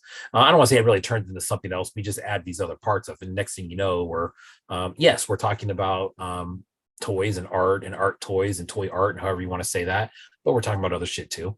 And then next thing you know, we're talking about stuff that's happening in this place where we hang out and do business and talk to each other and shit like that, man. Nim Studios, what is going on? If anybody hasn't checked out, Nim Studios is that rad fucking barbarian with the fur and the bear head, and check it out. You got a box over there you want to pop into? Where are we at? I do. I am gonna go with, let's go with One Trick Pony. Oh shit, what did you get from the old One Tricky? Dude, a little something different. A little something different. And I was thinking about this, of how many little something difference I have from One Trick Pony. I mean, let's talk about that dude's range as far as what he does. You and I talked about it today, and not really about him directly, but we talked about that the swampy thing. And I don't know, you'll have to tell me, man. I don't know if Skull and Void was a part of that. That swampy. Oh, avoided those backers. Yeah, those the header cards on those. Yes, absolutely. Yeah. Yeah. So that was cool. But this is something different. I have a lot of different stuff from Max. This is just one of them that I picked up. Yeah. I don't normally go into this, but you just said it. The dude's got a fucking Hollywood name, homie. Like, yeah, One Trick Pony is sick, but Max Patton? Oh, might as well be Max Powers. What are we talking about? He's straight off the back lot, dude. Max Patton, you kidding me? That's Hollywood all over it. But it's funny, dude. I've talked to people, my kids and people close to me, about different artists, and then I end up calling them by name, and they're like, "Who's that?" And then so I tell them, but it's funny now. Every time that I say Max, they know exactly who I'm talking about. So, anyways, so here's the piece. So it is a Flower Samurai is what this one was called. Now this is the one that he casted a bunch of flowers in. It's super rad piece. You can see like some baby's breath in there. But that's a rad one. I haven't done too much with this piece. I haven't even really put it on display yet. But God, dude. I mean, just another completely unique piece, man. And it's not a small piece. It's a good one, man. Really cool. I was definitely gonna say when you pulled that out, I knew what it was the moment you pulled it out, but I was also like, oh shit, that ain't the size I thought. I think it's way bigger. Yeah. Oh, that's pretty. Yeah. Dope one. Nice job, Max. One Trick Pony. Check him out. And actually, One Trick Pony will be on the Toys on Tap bootleg market tomorrow. Dude, honestly, I guess what I always find. Oh, nope, sorry, Josh Smith. You're gonna have to go back to grab that. I'm not giving that out twice. I would say that personally, there you go, fuckers. Oh, E2K crew, what is going on, homie? E2K.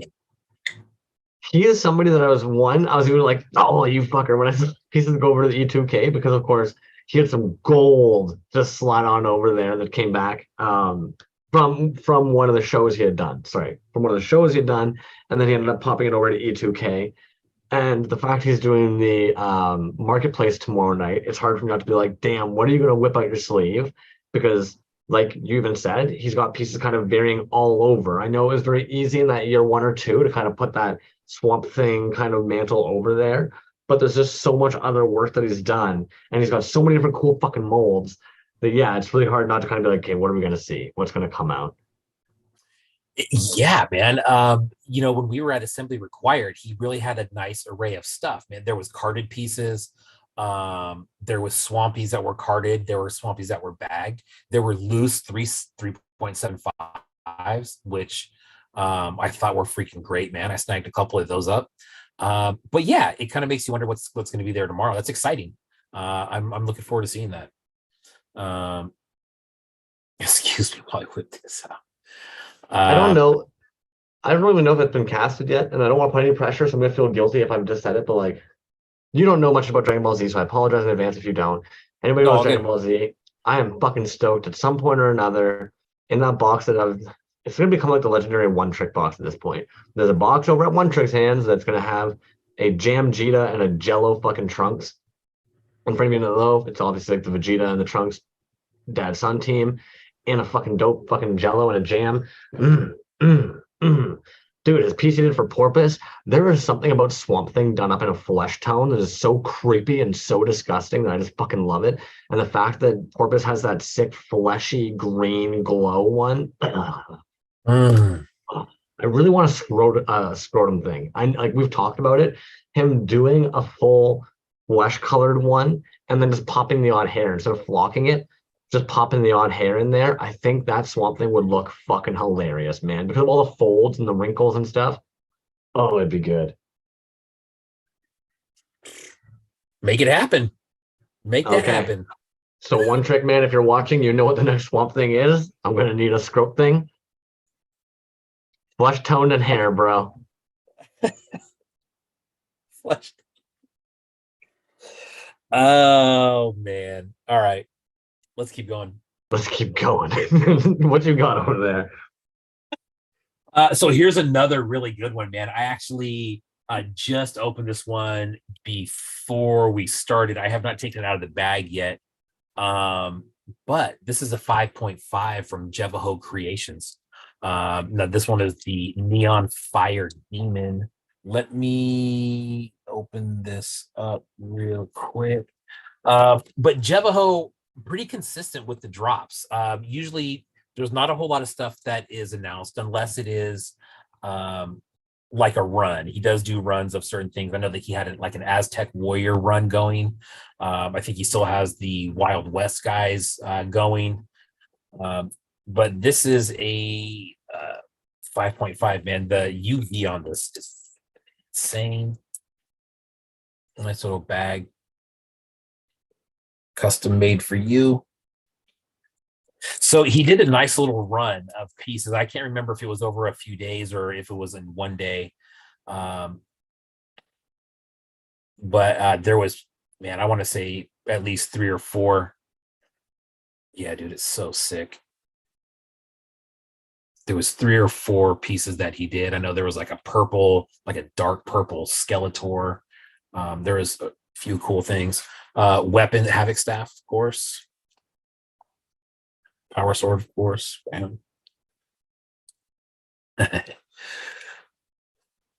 Hollow body too, man, on the chest there.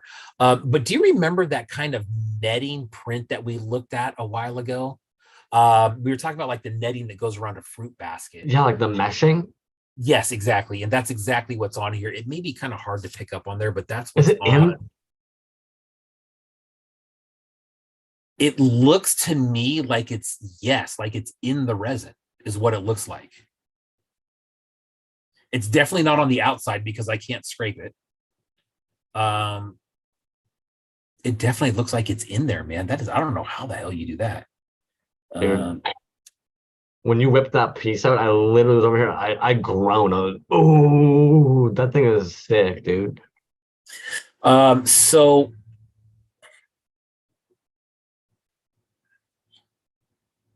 oh my god. You know what So I love it's when somebody marbles complementary colors is when it doesn't gray, dude. I know that for some of you guys that play with resin, you probably think it's stupid of me to be so impressed with that because you're like, whatever, man. Like the densities and the viscosities, it's not a risk. But I love that when you mix complementary colors like that and they don't create like a big old gray mess. Like that's fucking rad, dude. You actually get to see like the distinct greens and reds in that piece. Flick those lights off. Yeah, it's still light out here. You can still see the sun through here. I'll try to get this, but dude, this is yeah, you're not gonna be able to see it, but it's outstanding, man. I'll have to do some pictures on this one.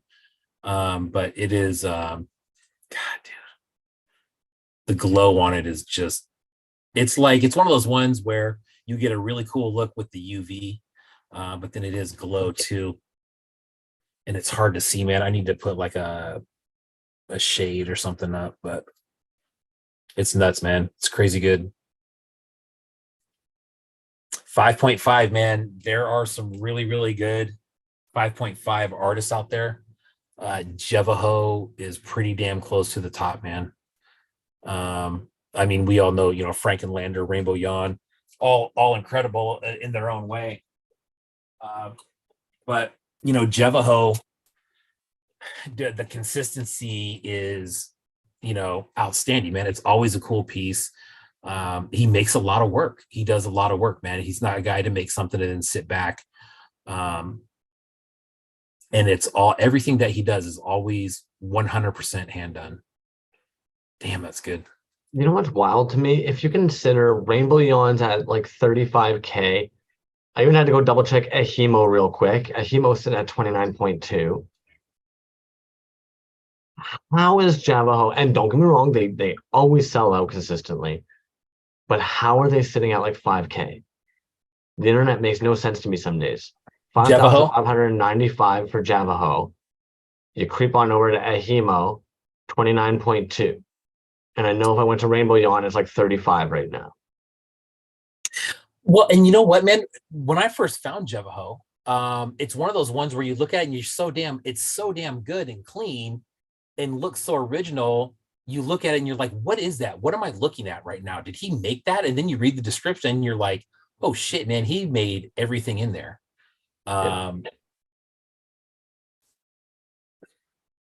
Dope, man. Somebody else like that, actually, because sorry, when we talk about accounts of people who just make some of the insane work, but their following size doesn't make any sense to me.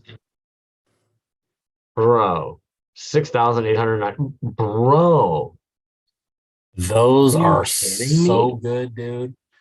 Now, I don't know. I haven't looked in a couple days, but I couldn't find those on the store. It looks like he just did a shop update 5 days ago. Most recent works completed and available. Okay. Let's take a peeky. Okay. Oh my God, they're good, dude. 120. And okay, so 120. Now, where do those ship from? Is he in the US? Oh, shoot. I'm not too sure. I'm so sorry, man. Oh, all good. I thought maybe England. Okay. So maybe the US. I'm fuck.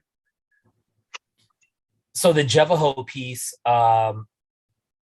very, very similar in price. Very similar within dollars. That's kind of it. Like, without sounding rude, we're getting to a point in toys where like this is kind of becoming that price range for a 5-inch figure, like you're right. Getting even a lot of resin, man. Like, I don't know. What I'm willing to spend on a figure and what I think an artist should charge on their figure are two totally different things. I think we've all discussed that a lot of the makers in this scene undercharge for their work. Yeah, and I mean, even look at the backer too, man. That's just it. Those are like really, really quality. Dude, those are incredible. Yeah, wild work. But and I really only ended up here because, again, it just comes down to that, like, it's weird to me sometimes. Like, I don't know what makes or breaks an account to be 130K and one sitting at 6,000. It's weird to me some days. That's all. Like, holy fuck off. Yeah, God. Just a whole table full of them, dude. That's always so impressive. Seeing a full run, dude. There's just something really sick about seeing a run on the table like that. Like, yeah. No, hello. Yeah, Josh Smith, you're right, man. He said he saw those months back on Etsy. Yeah, you probably did, and that's kind of what we're talking about, right? I think that a lot of that stuff has sat in that store for a while, and let's be honest, it's not the cheapest thing out there that you can buy, but But I think it's justified though, man. I mean, that is quality. We were just looking at some dope double cast 5.5s for 120 carded. and sometimes like it's the difference. Okay, everybody's got a different budget of what they're going to budget towards their toys, but sometimes it's the difference of having a bit of self-control and restraint and saying no. Unfortunately, I'm going to say no to this toy right now because of this other toy I really, really, really want, and saving for a moment. Because I do feel that like if there's tons of people here that in a month might grab two $50 pieces, and those two $50 pieces with the extra like $10 shipping are the price of one of those pieces right there. And so it's kind of like, okay, so maybe hold off on a month. 1 month you don't get to buy any toys, but that second month you get to grab a big, massive, hand painted, hand casted 5-inch figure. Some Yeah. of those are closer to six. And how much red? Anyways, I can't. At the end of the day, all I'm trying to say, I don't really understand the following sizes on some of these accounts when I'm looking at the quality of the work that's actually coming out of them. We do the under 1,000 every week, kind of specifically for that same thing too. There's all these accounts hiding out there that were just like, what the fuck? They're under 1,000. Right. And we were talking about that last week, dude. Like how many accounts are still out there that are still under 1,000? And it's just, I mean, it's only a matter of time before they're not at under 1,000 anymore. But sometimes it's a slow burn for whatever reason. It's just a slow grind till you get there, and not like that's something that everybody should be going for, because I mean, I think we could probably both name accounts that do really well that don't have 1,000 followers, yet they sell out everything. Soft Lionel always blows my mind for that. Any account coming from somewhere where I've got to translate the the blurb about the piece, and they have like 80 followers, but you see a table of vinyl, and it's like lottery sold out. Thanks again, everybody. And you're just like, whoa, sorry, who are you? What is going on? Like, Yeah. Yeah. Yeah. Well, you're right. So that was the one trick pony piece. Oh, here's something else beautiful. that one trick pony threw in here. Now these I have a couple of these dudes, and I really like these. It's the Mysterio. I don't know where that came from. You know what I'm talking about? So I'm sure you have probably at least one of these. The color fade on that is excellent. Look at I that okay, dark. I You feel know what bad that's saying from? it because I don't want to guilt him. I thought the fade, and I might be wrong. I thought the fade was typically like the way that the pigment actually like rises during the curing process of the resin. Okay. Um, I don't really like talking about it only because of the duration of time he gets in his head about it. But we're like this. So one trick, if you're watching and anybody else, this isn't one trick's jam. Because as you can see, like B to the J ordered to pieces got his stuff like that. But one trick and I have kind of a box building that is from December 2020. Um, so I might have one of those. I don't know. Um, You know what else is funny? Is I don't know if you've seen the other one that I have of this, but I have one like this. It's black and white. I'm I just saying know that I'm sure you probably have a black and white one in there as well. there's a black and white swampy that's sitting there. And you know the black and white clowns we have with the sparkle dust? That Yes. motherfucker cast me up a pig in that as well. A beautiful little fucking potbelly pig piece in that same black and white with the tripore, with the clear, with the fucking. So yeah, dude, that Oh, dude's work is. I'm yeah. sure that box will be one of those. It'll be insane. It will. It will. Um, what a little love note there from Max. I love that guy. Love What a notes, good dude, man. man. That dude, you talk about just a good overall human. Max Pat, one trick pony. That's your man. All right. What is next? You wanna do a giveaway? You want to give away the gift card? We can do a giveaway if you'd like. Everybody, I've been a little bit slow on the uptake, grabbing names in the last probably 10, 15 minutes there. So if you've joined the room or if you've actually been just sitting idly by, not watching, please chime in and we will try and get you into that wheel ASAP. This is going to be for an E2K gift card. Yes. Yes. I'm sorry. I was I was reading the chat. I'm like, because they're talking about his sale. Street Fight says I got a glow in the dark gut bomb, and Fletch is like, well, how'd you get that? And then Dre's like, hey, Fletch, I think there's one for sale. I'm like, whose site? Wait, what's going on here? Northwest Atheist, what's up, man? I'm still here. That's funny. Weren't we just asking about them last week? Like, we haven't seen them in a while. Welcome back. Hope all is well. Sadat, what is going on? Sadat, I think we still need your address, man. If you could shoot us your address, and maybe you already sent it to us, so I should probably check that. I think he already sent it, maybe. Kingdom of Spiders, for anybody who hasn't checked that out. Yeah, if you haven't checked that account out, you are missing out big time. That is one sick account. Incredible work coming out from Sadat on that one. Yeah, I'll be honest though, for anybody who's like my brain, man. Oh, I can't keep your biological street names from your toy names. So admitted, I didn't know Kingdom of Spiders was Sadat for months, homie, for months. And now that you've said it, it's almost like I have to, like, by nature be like, that's who that is. That's how now I can associate an image. 1 second, dude. I'm sorry. No, do your thing, dude. Alrighty, in a moment here, I'm going to share screen, and that way you guys can see who's on the wheel, and if I've missed you at all, boom, boom, boom, boom. Sound effects while we do things. Alrighty. So far on the list here, we've got Jasmine Pockets, also Andreas A, Josh Smith, Street Fight, SPDX, Bubba Drock, Robert Bloom, Bootleg Toy Code, Transylvania, Northwest Atheist, Zyma Flutter Sandvik, Skilled One King, Dingus, Yakima, Carolina, Coolcat, James Arson Toys, Titty Bean Toys, Burial Bubble, Uncle Spag, Folklorian, Rec Shop, Resin, James Arson Toys, Northwest Atheist, Sadat, Recycle Galaxy, Nim Studios. Did I have anybody twice? Not that I see. Did I? Oh, and I also missed Skyjacks. Well, but Skyjacks, even though I know that is not the proper name there, I am really sorry, man. I did see you pop through. Dylan Clement, did I make sure to get you in here? I've got this bad thing where Death and Strawberries is there as well.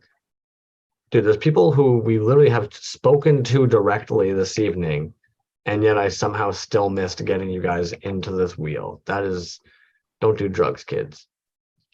It's a busy night. Ordinary, you got Ordinary on there? James Arson, thank you so much, man. I kind of had a funny feeling that I, for some reason, did that. Ordinary Toys, let me double check. Suki, thank you so much, homie. Don't know how I may have missed you. Dude, you know what? I will probably say this almost any time that I mention Suki. One of my favorite pieces sits right on my desk here, this fucked Toys piece, this little fucking city paper award they did. One of the few that I've got right there on my desk, homie. E2K wants in. You know what? Go ahead, throw E2K in. Yeah, absolutely, man. Boom. Hell yeah. E2K. They're almost like the Carmen San Diego in this. If I owned E2K, I'd want to shop there. That's for damn sure. Absolutely, man. Skilled One. Did I make sure to grab? Yeah, I did, homie. Ordinary Toys. Did I make sure to get you? Okay, so right on, Sadat. Sadat, thank you, man. He said that he did send it, so I'll just have to check the messages again. But thank you, dude. That will go out probably first part of next week because we have the long holiday weekend here. Thank God for that. You know what probably happens? Every now and then my OCD sees the little red dot, and I don't people very well, so I might open the message, but if it's not there anymore, B might not get back to you because you might not know there's a message. So that might be my bad too. You know what? So here's what's really annoying about Instagram, dude, is that so when we get messages, right, and like if you read them or I read them, it doesn't matter, right? It still shows that it's read. So I think that's how some of the stuff gets missed Yes. because it's not That's okay, right? that's exactly what I mean. Yeah. Dark Rainbow, I just added you on there. Thank you so much, man. Sorry for missing you there, homie. But then what pisses me off though, it's like so if we plan a post, or Oh, schedule a post, like it won't be in both of our drafts, yeah. you Same as know? saved. Admittedly, if you Yeah. save a post, if you really like an image and you save it, I don't have access to your saved. Yeah. Um, Even though we're on the Toys Alive account. Yeah. Yeah. That's lame.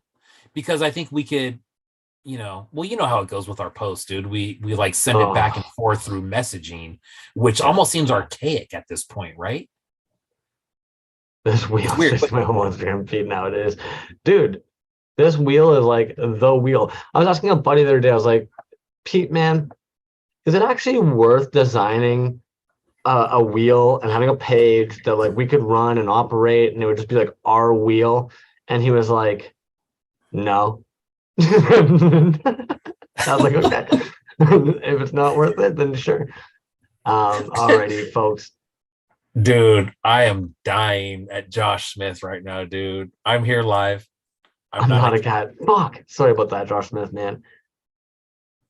I don't know how I missed that, dude. Adding you now. Oh man. I'm not a cat. Shit. Classic. Alrighty. I think at this point, we've got everybody. Yeah, Yakimak, no doubt, dude. Pocket Salsa, you're on fire, man. Drop after drop. I do have a tabby for that as well. Am I on Calico Chris? Yes. So, Man. Yuckamuck, that was uh, funny, bro. What a nice way to say, damn you, no. pocket Thank you, salsa. Calico Chris. Sorry about that, dude. Yeah, I'm like, my eyes don't work, apparently. I said it once, I'll say it again. Don't do drugs, kids.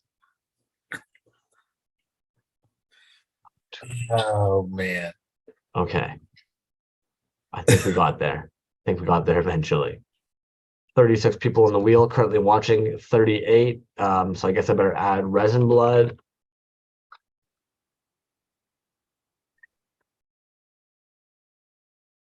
Alrighty. Oh, Oh, you were Josh Smith. on? You fuckers, sneaky bastards. You can't play tricks on me, man. My brain don't No, work that way. not Okay, a cat. now we're spinning. Holy cow, man. E2K, $25 gift card. Who's it gonna be? Kanaki Dylan Clement. Hey, there we go. Dylan Clement. Congratulations, dude. Nice, man. Congrats. And I'm sure there's somebody who, if they did the math and the statistics on it, they'd be like, it's not that crazy, crumbs. But it is weird to me how often the watch be like, hey, so and so, what's going on, dog? How have you been? Long time no see. Here's a giveaway piece. Here's a giveaway piece. Odd how that happens. Um, Dylan Clement, congrats. If you could shoot us your email, please, that would be awesome. And then you will get an email from Earth to Kentucky for your gift card. So have fun shopping around.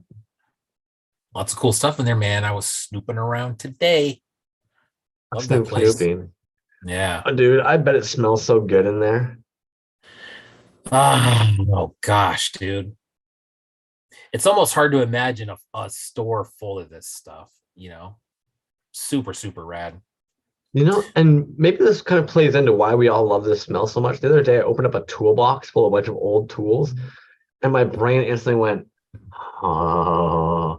And then I thought about it for a moment. I was like, what the fuck is that smell? Is it like the rusting metal? Is it the like decaying plastics and rubbers? Like, is it the oils and greases? What the hell is it? But then it dawned on me, it smells so much like an old box of toys. There is something about cracking open an old musty toolbox, and in my opinion, smells like popping open a fresh box of vintage toys. Yeah. Gosh, man. I think I have I don't know. I'm trying to remember. I the last time I relived that memory, and it's been a long time, dude. I think anything that I have left from when I was a kid that would be fall into that category is in a storage facility in Oklahoma somewhere, man. I think it probably went out there with my mom over 20 years ago, and I have a feeling it's either still there or my mom's one of those people who has to have a garage sale once a month. So I mean, realistically, that shit's probably been gone for years. But yeah, dude, you're right, man. And that's one of the good things about going to some of these toy fairs and stuff like that is people, they always have the stuff that's on the table, man. But then there's the stuff under the table that they don't really get to, that you bust open sometimes and you're just like, oh man, look at all this shit. Crazy. It's like devastational to me. There was this okay, I'll try to make this as quick as possible. Old shop down in North Bay used to have, it was basically like you'd go in there and what do you call this shit? Fucking I can't even think of the word for it, like a pawn shop, but like multiple vendors in one building. And each person basically had like a specialty, right? You've got that dude who's selling furniture, you've got that guy over there selling video games and toys. And the issue is that basically a flea market. And as each vendor basically decided they no longer wanted to be a part of it, they would sell a portion of their store off to their person. They would take on all their goods, say, sure, no problem. This dude, what pissed me off is that there was one guy standing, and all of a sudden he's just basically got everybody else's stuff tucked down in the basement. And he'd go in there all the time and he'd be like, man, like I remember the toys. I remember the fucking box, the pawn box of the toys. Where are they? Oh, they're in the basement. I don't have time to go through them. Oh, they're in the basement. I don't have time to go through them. Eventually, the fire marshal comes into this fucking building, decides, no, this place needs to be fucking condemned. It's just not up to code. There's no way you can possibly get it up to code or not. This guy ends up trying to basically just like get rid of everything as quickly as possible. And by this point, it must have been probably like 15 years since a lot of these toys had ever come out of that musty old fucking basement, dude. And the amount of just gems that you were looking at being like, mold, just a write-off, dude. The amount of stuff that even he said, like, it was just a write-off to even try and open the box and pull out what might be salvageable. So it just fucking nin-binned. And you're sitting there being like, you turd sandwich. You fucking turd sandwich. Would have gladly gone into your basement with a flashlight ages ago and given you like the proper fair price for anything that was down there that I needed. But no, you just didn't have the time. Sorry. And the address came coming in with the save flea market. Yeah. Yeah, that sucks, dude. There's a place out here in Cordelia. Cordelia is a weird little town, man. It's right off the freeway. It's between, like, I would say, if anybody's from NorCal, I would say it's between Fairfield and Vallejo. Little town called Cordelia. Anyways, Cordelia, they have a place that's very similar to what you're talking about, where what they've done is it's they have almost like these little stalls, right? And they all have, it's like one vendor, but it's all just random stuff. Now this one happens to be antiques, right? So you get a lot of stuff, and nobody's ever really in there at their little booth. But you take it up to the counter, they know whose it is. And but the cool part about it is where this place is located, it's inside an old train. So it's inside a couple old train cars. It's right along 80. But it's, you walk in there and they have some cool stuff, man. Me and Hurt have found some cool finds in there. The best thing about that place, if you get caught stealing there, they put your picture on this wall of shame when you walk in. It is beautiful. And the people there, they're older people who are just sick of everybody's shit, pretty much, those kind of people. They do not fuck around over there, man. They will embarrass the hell out of you. I've seen it happen. That's awesome. Anyways, you're right, dude. There's lots of those places out there where you just, that's part of it, right? The search, the hunt, man. And then finding something, you're like, oh shit. So you guys know about the Final Faction figures. I've talked about them a bajillion times. Dollar Tree is where you get those. In Canada, they're closing down Dollar Trees left, right, and center, just like overnight, basically. They're shutting down Dollar Trees. And I can't help but wonder where all these fucking Final Faction figures are going to get liquidated out to. So if anybody in the Ontario and the Canadian region ends up finding somewhere that's liquidating a bunch of the Dollar Tree stuff, let me know. Any American homies, you guys might see a huge influx of Final Faction figures hitting your Dollar Trees as all of ours close, and potentially they ship merchandise back over the border to you guys. Hard to say, man. But hell, it'd be nice to come across a fucking big old wave of those somewhere. I love toys, dude. Like, this is what's dangerous. You mentioned earlier, like when your coworkers and stuff ask you about toys, I almost worry when somebody asks me about toys or starts wanting to have that conversation, because like I can only kind of vaguely like try and like just like, oh yeah, yep, yeah, so many times before then I'm like, these guys fucking mold and put this shit in their house. Blah, blah, blah, blah, blah. Fucking 5 hours go by. We're still sitting there, and I'm like, and this thing is like a swamp thing, fucking creature guy, you know? It becomes insane, dude. Yeah. Dude, I don't know. I'm thinking about those Final Faction figures. I don't know shit about those except for just seeing them on the shelf. But yeah, exactly, man. I know that there's like, and you know, you know what, man? God, I am so glad I just remembered this. I'm going to write it down. Bro, has anybody talked to Wendigo lately? I'm glad you Where's mentioned that. Wendigo Okay. been? Because, okay, and I don't want to call the person out or make them feel weird, but yes, I DM'd them. We kind of have a weird little rule of thumb here, guys, right? And I understand that even myself, sometimes I've become sometimes we just want to be small. We're a little bit quiet, we're a little bit more introverted. But the reality is, yes, I recently noticed that I hadn't seen Wendigo in a while, so I did make sure to reach out.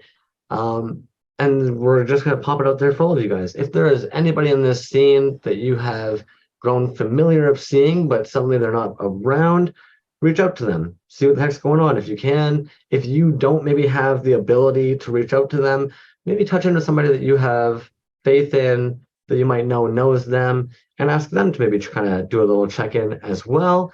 And otherwise, just try and be nice to each other, be kind to each other, right? Try and spread that joy. Yeah.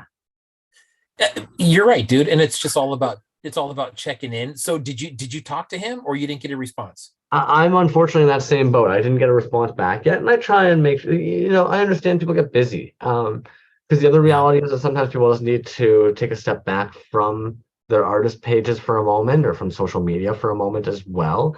And I also understand that even myself, like, it become almost overwhelming sometimes when you're intentionally trying to maybe get some space, but that space is what's causing people to be concerned and reach out. And you know, but we all are concerned, right? Yeah, Yakima, same thing. Octorombus, we know that they actually ended up doing a move, and they're kind of still unpacking some boxes from that move. But another one that, yeah, man. So again, like when you guys kind of don't see somebody for a while, or you maybe are thinking of somebody, again, you don't even have to be the one to do it, dudes. If you know somebody else, reach out to one of us, maybe. It's crazy to me how you can maybe become a little bit stronger sometimes when you realize somebody else needs you to be a little stronger for them. So even if you think maybe you're not the kind of person that can reach out to somebody because you're like, oh, that's not me, I'm not that person, you may be pleasantly surprised how you reaching out to them might actually make you realize how much stronger you are and able to do that kind of stuff. And it doesn't have to be weird. You might be mind blown how often you can actually just be like, yo, sup? you know? So Absolutely, dude. Absolutely, man. And anytime that I talk about that at a job site or anything about mental illness or people asking for help or anything like that, I think the approach sometimes is wrong, where we're relying on someone to say, "Hey, how come you're not raising your hand?" And we want to force it down their throat, and they say, "You have to raise your hand, like you have to say something if you're not feeling right." And the reality is that that doesn't happen, man. So the only way around that is to reverse that order, man, and have somebody reach out and say, "Hey, what's up, man? How you doing?" And they may not tell you right away, dude, but you never know that sometimes, you can tell. Like if you know a homie and you know a friend, and you can tell by the tone of their response, and kind of how they're avoiding questions, or maybe even they just go on talking for a while. Um, you most of us know our friends enough to know that like something's not right, and when something's not right, that's the last thing we want to do is back away and just forget about that person and say, I don't know, they're just not around anymore. Dude, I'm glad ocular rhombus, there was he said that he's cool. I know that you're right, he was taking a break. With Wendigo, man, I had reached out about something about the Patreon, and you're right, it's been a little while. Great dude, met him in person at AR. I know he lives out there in Asheville, North Carolina. So anyways, if you're watching, man, hope you're doing well. And that's that. I think about it quite often, as weird as it is, Xenomorph toys, man. There's nothing worse than all of a sudden you go to tag somebody in a post and their account just doesn't exist anymore. Xenomorph toys, dude. What? Oh my God. Just gone. Hate that shit. There was, I remember right before they left. No, they didn't just vanish. They actually, I think they said that they were leaving. Oh shit. I remember when there was some pieces up for sale and I passed, and it's, that's definitely one of those ones that's on the list of, you should have bought that. It was one of those druids. Dude, the new druid were so sick with the goatees. Yes, that's it. That's what it was, man. With the goatee. And so yeah, I hope they're doing well. Not just as artists, but just hope their life is okay. Love to What's see next? that though, dudes. I love to see how many of you guys are actually saying like one of my messages. Hope all is well. Like it's nice to see you guys are checking in on these folks. As obscene as that may sound, like fuck yeah, dudes. That's what's up. Little community action. Yeah, Ultra Blue Kaiju was one that they're talking about now. So yeah, hope he's doing well too. All right, keeping it moving. Yeah. You want to see some tabs real quick? Yeah, let's see some Let's fucking tabs. tab it up, homie. Tabby Check this tab. shit. Boom. Boom. By the way, I thought it was funny that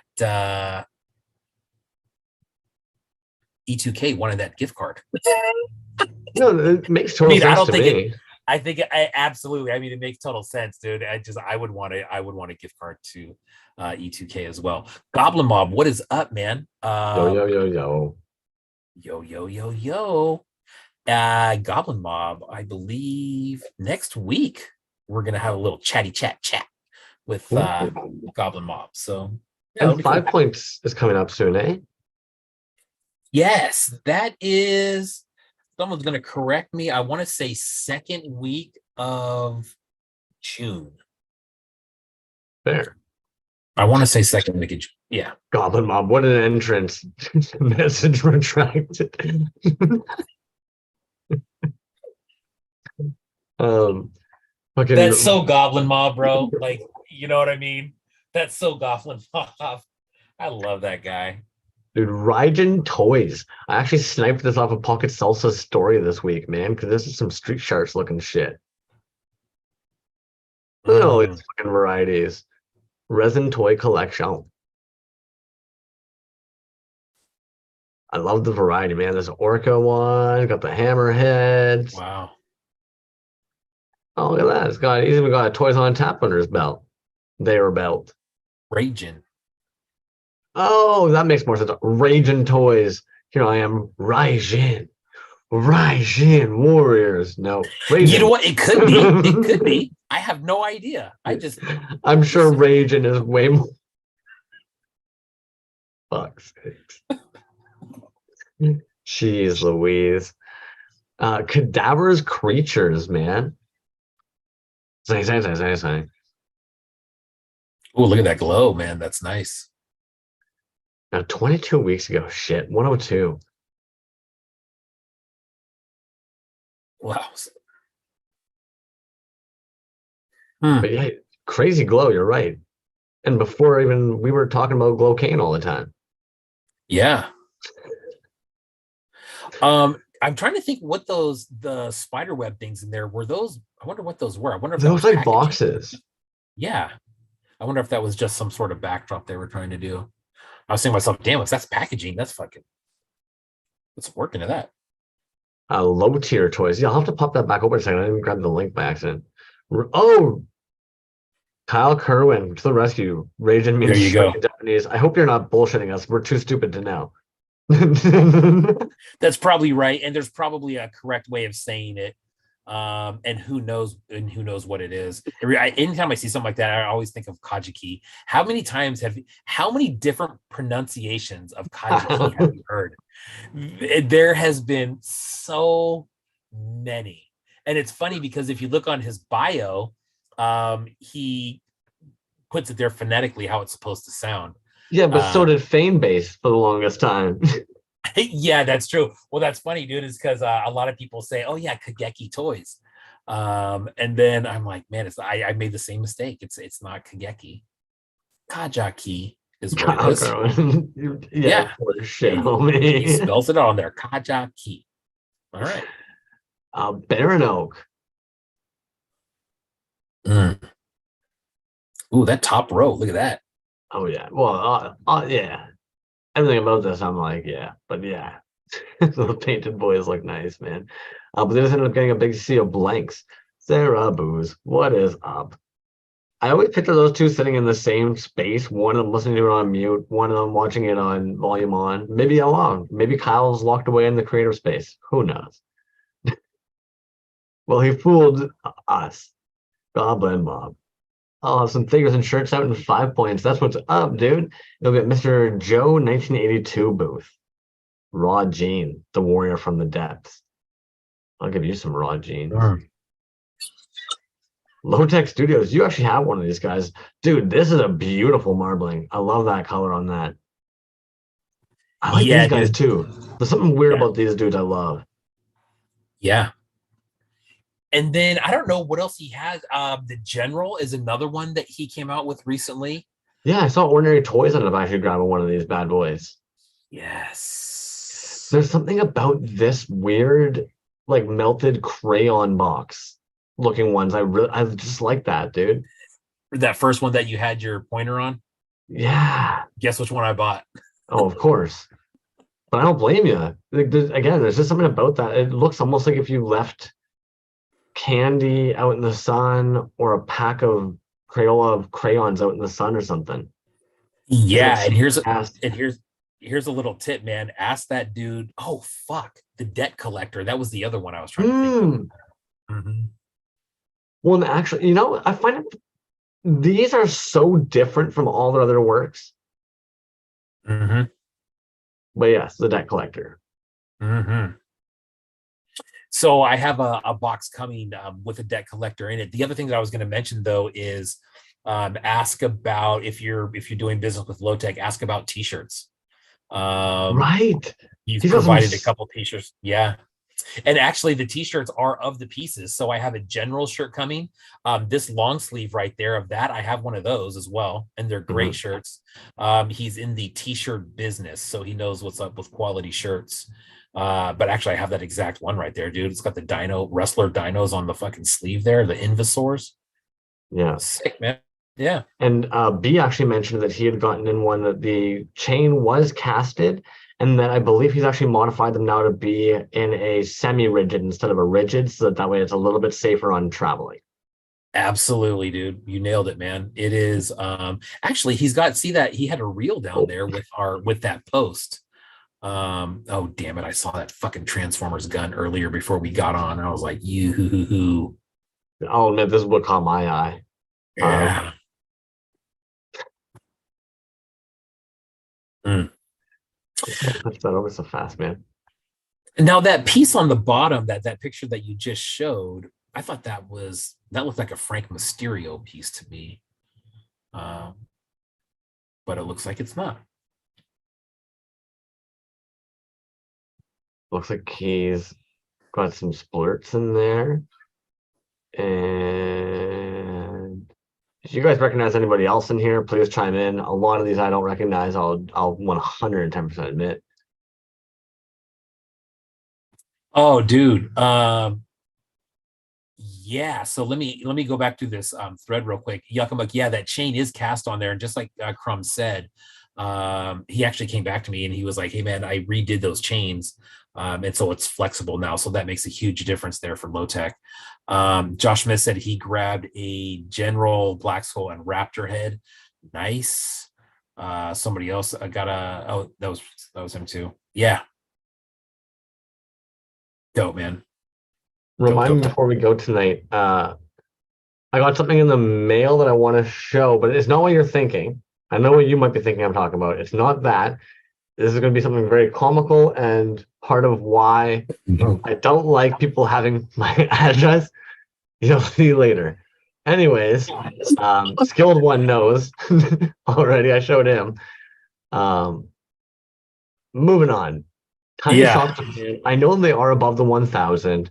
I get it. It's 1,046. Let's cut some slack because the reality actually is that this is one of those makers, in my opinion, depending on who has their work at what booth, at what convention, they sell out like instantly. But otherwise, it is mind blowing to me that for whatever reason, they only have 1,046 followers. This piece is an insanely cute, in my opinion. Eat a dick. I said it. It's cute as hell. That top one, dude. Actually, so there's something about that red and light blue combo together, man. That I'm a huge fan of that. I love that. Hmm. And then that But something galaxy about one, dude. How can you beat that? the galaxy that sparkled purple translucent. Yeah. Mm. Yeah, that is sick. Beautiful piece, dude. The chocolate browns, the pinks and blues. Like I'm pretty sure at Decon they ended up selling out really fast. Yeah, over at Tenacious Toys. So again, depending on what booth they're at, who currently has their stuff, when it's at what table, at what convention, seems that they sell out really quickly. People are in on it. They're down to clown. But if you get your hands on it, man, Tiny Shop Japan, Yeah, that's dope. LRH bootlegs. Beard Man, Dino Man. Dude, I think again, it just kind of comes down to it's exciting to me to see how many people are just making toys. Just that massive influx.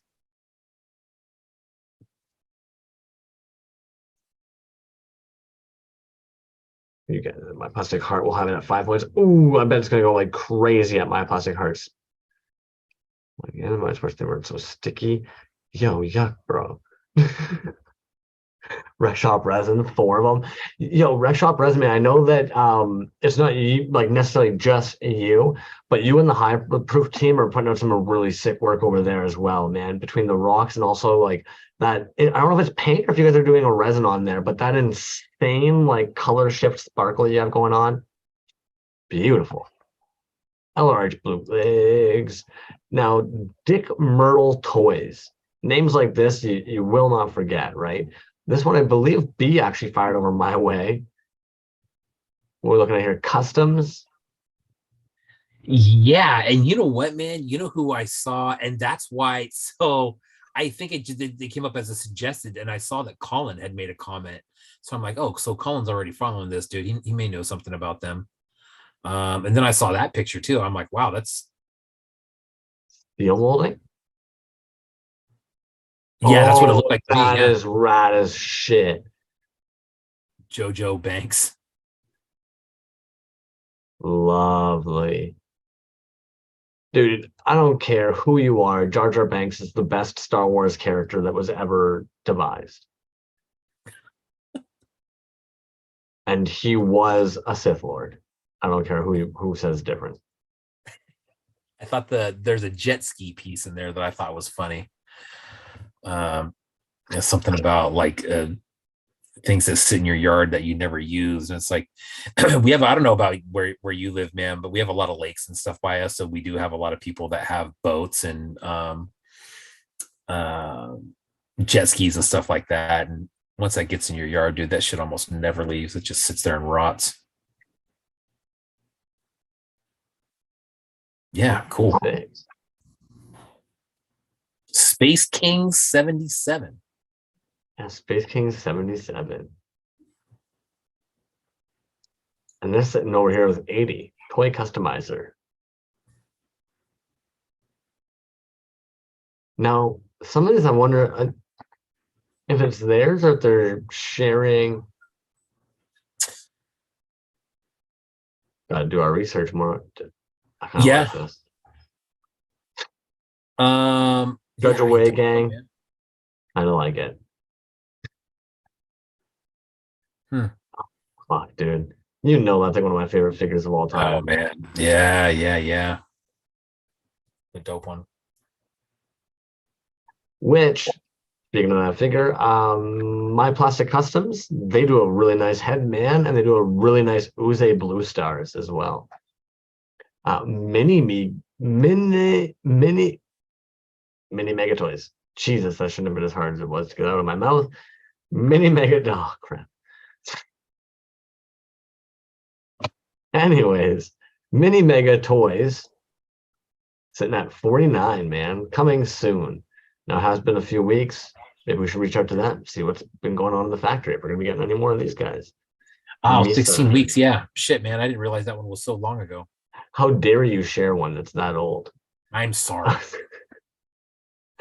Now we're creeping into a couple of the over. The last one I want to get at that's going to be on that under 1,000 is going to be Tom Aschenbach Artist. Now they do have a couple different varieties of pieces. They've got this guy here, which is actually a fucking beast for 60 shipped in the US, if you think about it, man. And then also he's been casting out these guys recently. And got some alien heads for anybody out there who's down with the aliens. So he's got some alien cast going as well. What you got over there?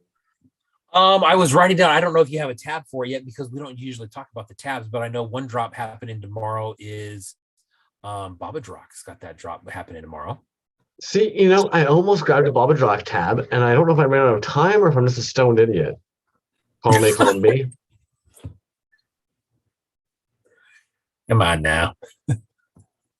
Pull up the old Drocky here. I really do feel like it's some, like, you know, he's a fucking dope dude, so it's not with like malice, but I do think it's a bit of a flex recently that like we were kind of talking about how it can be difficult casting skulls, especially anything with any kind of like cavities, anything with any cavities in it when doing a double pour can actually become annoying because it's more area for bubbles to end up coming out. And then you add on any kind of textured surface on a clear, how that can actually sometimes actually like distort or fog. I kind of feel like lately there's been some flexing going over at the old Babadrock studios, and not in a bad way. Yeah, man. And you and I were talking about him earlier, and God, dude, look at, so I haven't seen that first post there, that robot. I haven't seen that before. That is super sick. Custom for tomorrow's claim. Son of a bitch. Another good mustache. That's a great one, dude. Man, good one. With the glow in the dark helmet, 2 axes. Claim post for everything tomorrow at 5 p.m. PT. Who else? Somebody else is. Oh, and Yuckamucks is tomorrow at 5 too. Yeah, but a bunch. Okay, so Yuckamuck is going to be Eastern. He's 8 Eastern. I've got a tab for you. Yeah. False Idol Toys is Eastern.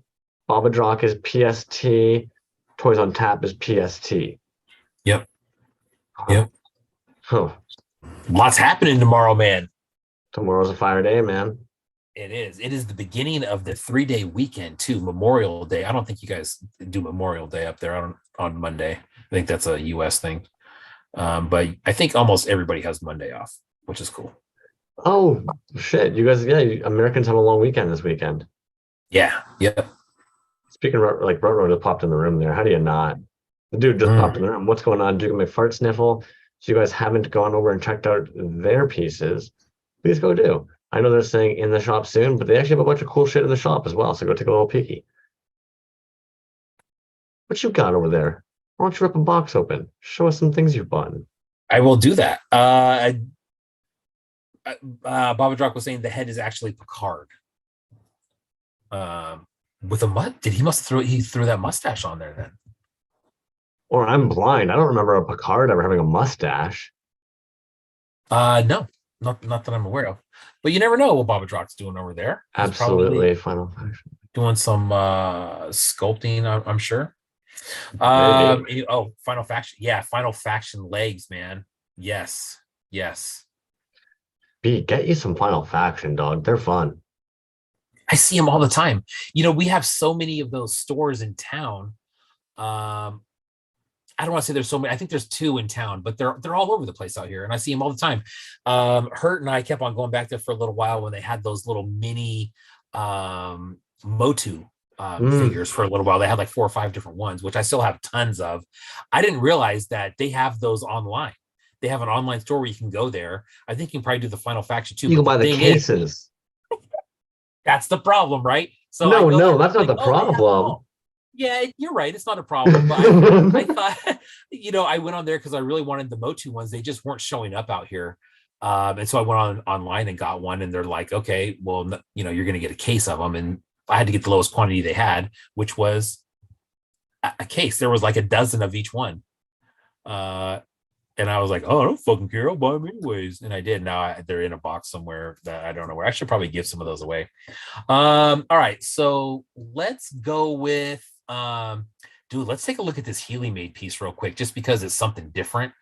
And it's fucking dope, dude. So I don't know if anybody landed this Skyman that was dropped recently, dude. But that Skyman, that's probably about 5 inches overall. I believe there's 10 different cast pieces on that thing. It's static. The colors are incredible. The marbling in the legs and in the torso is incredible. The shorts are separate. The holster is separate. I mean, dope, man. That mask on the face, that face is a mask. That's separate. Skyman from Healy made. It's so good. General Porpoise had one last week as well. Dude, it's fucking fire. Oh, man. Oh, did he show one last week? Yeah. But not everybody who was here tonight was there last week. That's a dope as hell piece, man. It is, dude. And it is different. I think when he released this, he said it was something different, and it really is. But you know what, dude? I really like, so he's been on a pretty good run of just, vinyl pieces and then the 3.75. There's actually a Raider coming out on Saturday, which he released today. There was a post on that, so keep an eye out on that. That'll be 2 p.m. Eastern on Saturday for a new Raider. I don't know what it's going to be, if it's going to be one of the painted ones that's of like the $50 to $70 variety, or if it's going to be one of the blank style, or one of the $20, $25 ones that he's been doing a lot of lately, which are very cool, because a lot of people can get their hands on them, which is bullshit if you're putting those on fucking eBay for like 60. Like, fuck you if you're doing that, man. That's bullshit. I don't think that anybody in here does that, but I'm looking at that, I'm like, god damn it, dude, those things are $25 for a reason. Also put on there 80 to $100 for some bullshit like that. And you know what is funny, dude? I love it when he does a re-release. And because it makes me think, you know what? Yeah, fuck all you guys who have all those ones on there for 80 or $100. Now people can go back and get them from him on a second run for $25. That's why mad respect. Toy de Jour, we were talking about it earlier, and Mechaducky, yo man, thank you very much, good sir, because he actually was sending me pictures of them one day from Toy de Jour. They were doing the Nugget show, and it just so happened on one of the pegs there was actually a Healy drop that I had missed on one of his assassin figures. $30. I couldn't believe that. In my brain, I was kind of like, yeah, that's perfect. Like, what are we talking about? That piece is probably 25 or 30 at sale, plus they would have had to pay the shipping to get it, and they were only selling it for $30. Fuck, man, respect. Was it the black and white one? No, it was the Bosk one. The Bosk Assassin. Yeah, the assassin, the Bosk assassin. Okay, so that's a perfect example of one that I've seen online before for triple that. So again, just I like that. That's a lovely situation where it's like that was up for grabs at a shop, and it wasn't there's a certain markup I think we'd all be willing to accept on a piece like that. Yes. And $5 was quite on the fucking low end of what to expect. Yeah, absolutely, dude. And I think you and I probably both get excited when we see a piece out there for sale and it's at the original price.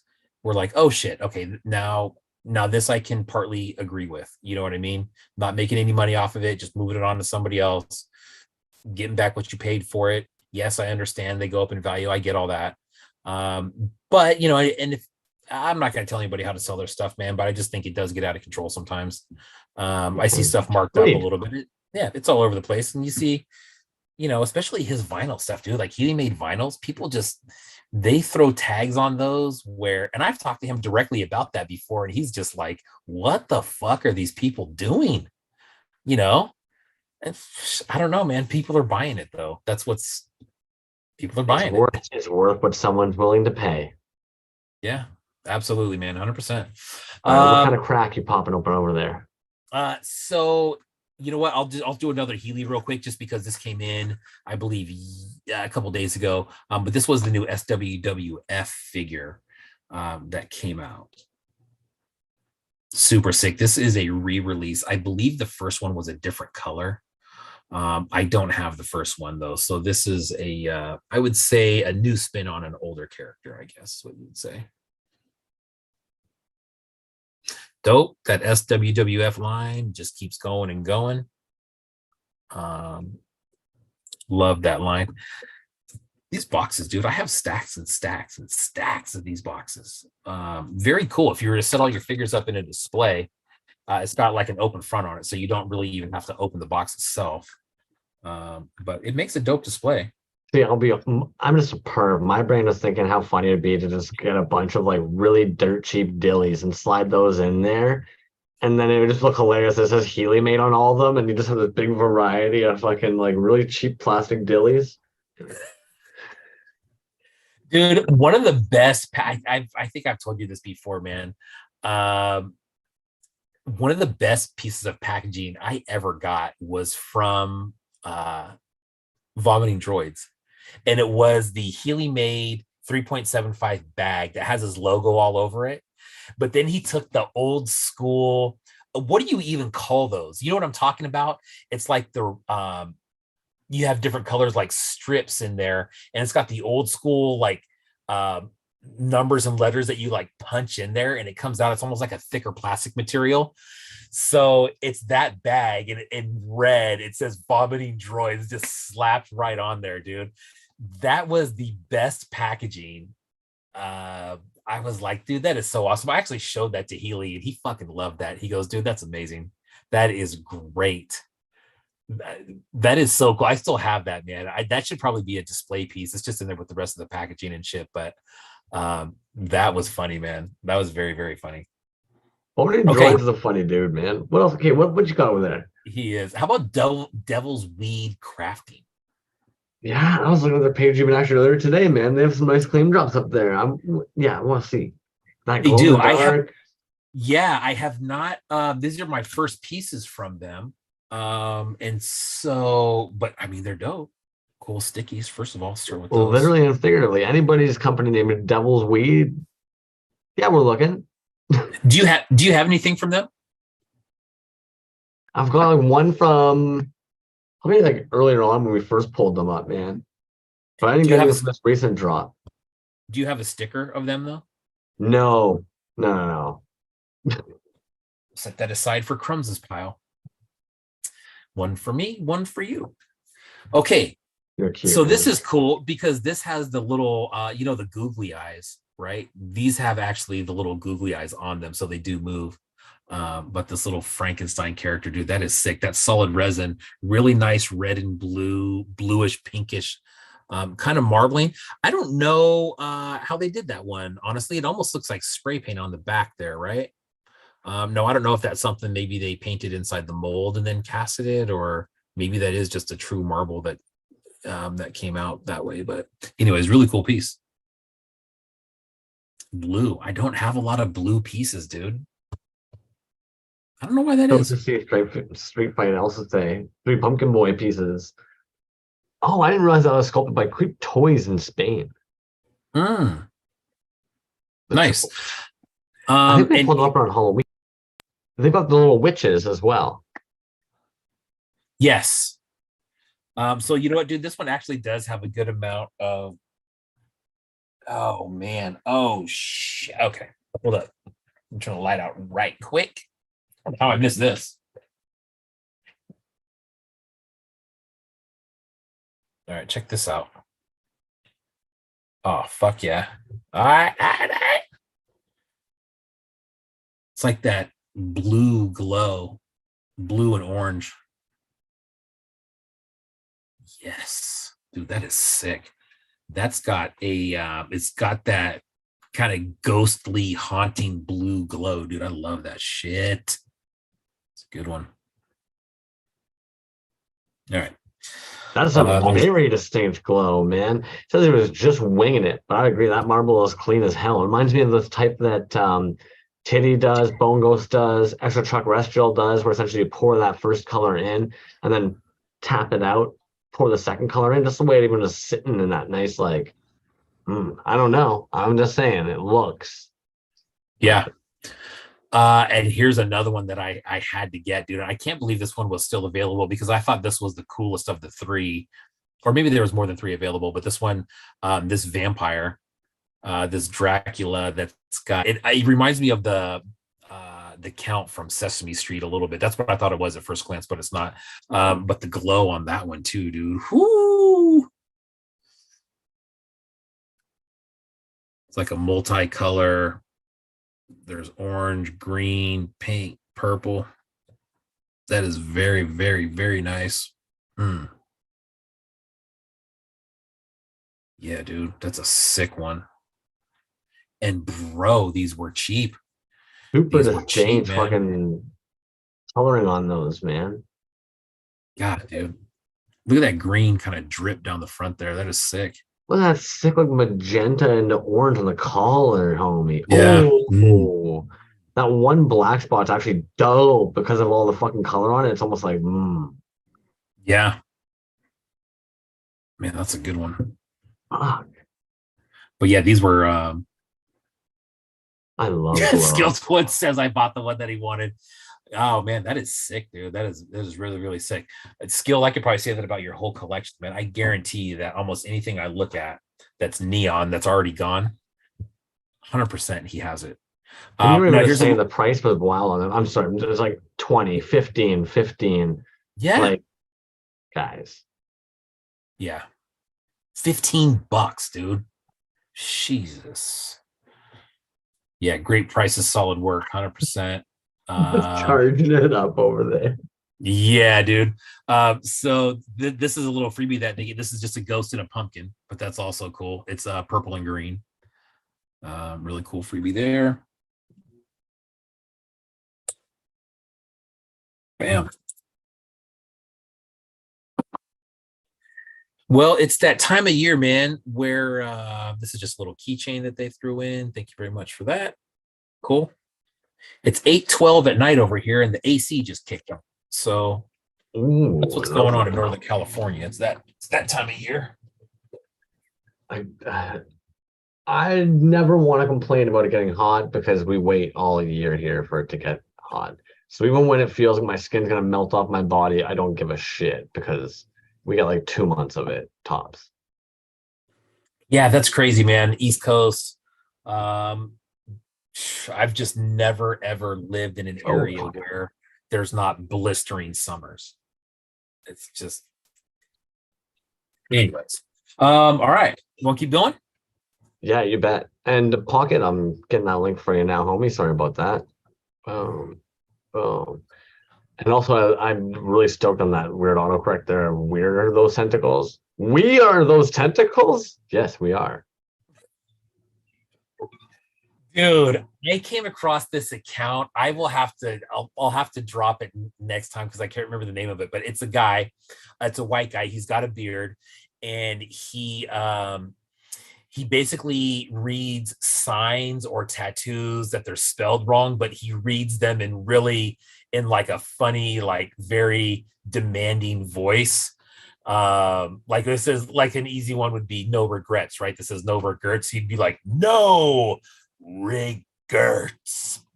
But that is a funny account, man. If anybody knows what I'm talking about. Only 2 months of heat. Yeah, that's what I'm talking about. Goblin Mob's from the Bay Area, man. He knows what our summers are like out here, dude. It's fucking it's from another planet. All right. You want to do another open, man? I got 3 just beauties coming up next. Do it. Shred those beauties. Let's start with this one, this Rainbow Yawn Fabergé egg. All right, man. So that's a face. Now, if you go back on his page, I want to say that he did a video or a couple of reels when he was sculpting the face hugger in there. The original run, I think, sold out. I requested this one, and I said, man, just do something dope, something that's really, really going to glow. So he came back with this one. I believe the base color in there, I want to say it's pink and green. And then it's got this nice clear coating on it. But you think, that other stuff glows. Wait till you see this shit right here, man. This thing is insane. So this thing, when I first got it, I opened it at night, and I was in the living room, dude. And I let this thing sit on the black light for a little while and just put it on my coffee table in the middle of the living room. And it was damn near lighting up the room, dude. It was insane. And it stayed that way for a while. Anyways. That's a chonker. Ordinary man. That is a chonker. So let me I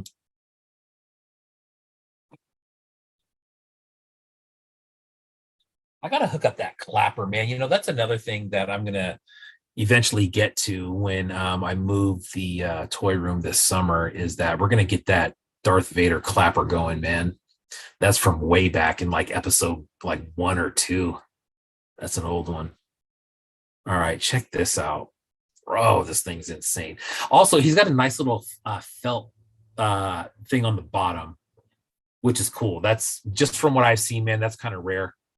But I do like, if it's a nice solid chunky piece like this, like I wouldn't really want to set this down on a glass table or anything like that. Just because I think it would, probably break. But it's almost like one of those salt rocks. You know what I mean? That's what it reminds me of, the color. That kind of just orangish amber. That's a great way of putting it, man. That's gorgeous. So good, dude. And these were, gosh, I can't remember how much this was, man, but it was under 100. I want to say maybe it was even under 75. Sick, man.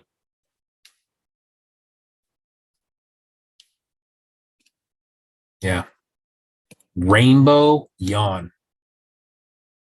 Fabergé egg. So, and I don't know. I believe these are all sold out online, but that's not to say that he wouldn't make you one if you put in a request. Here's the other thing that I'm going to show real quick, because I don't know if this is, I think this is a giveaway. And heck, we may even just use it as a giveaway. I'll have to ask him about it. But this, I don't know if you've seen this or not, dude. The Uncle Matty Uda. Yeah, this looks like it was a miscast. There's some little pieces missing out of it, but it's still very cool. Oh, hell yeah, man. I believe those were like one of the first drops I ever did, the aquarium drop things. Do you remember that video? No. Okay, fair. It's going like ages ago now, though, where he basically dropped a couple of those into a fish tank and had basically like the, whatchamacallit, grow all over it, like moss, or the fuck grows in water. Yeah. And you know what, dude? What material is that? Do you have one of these?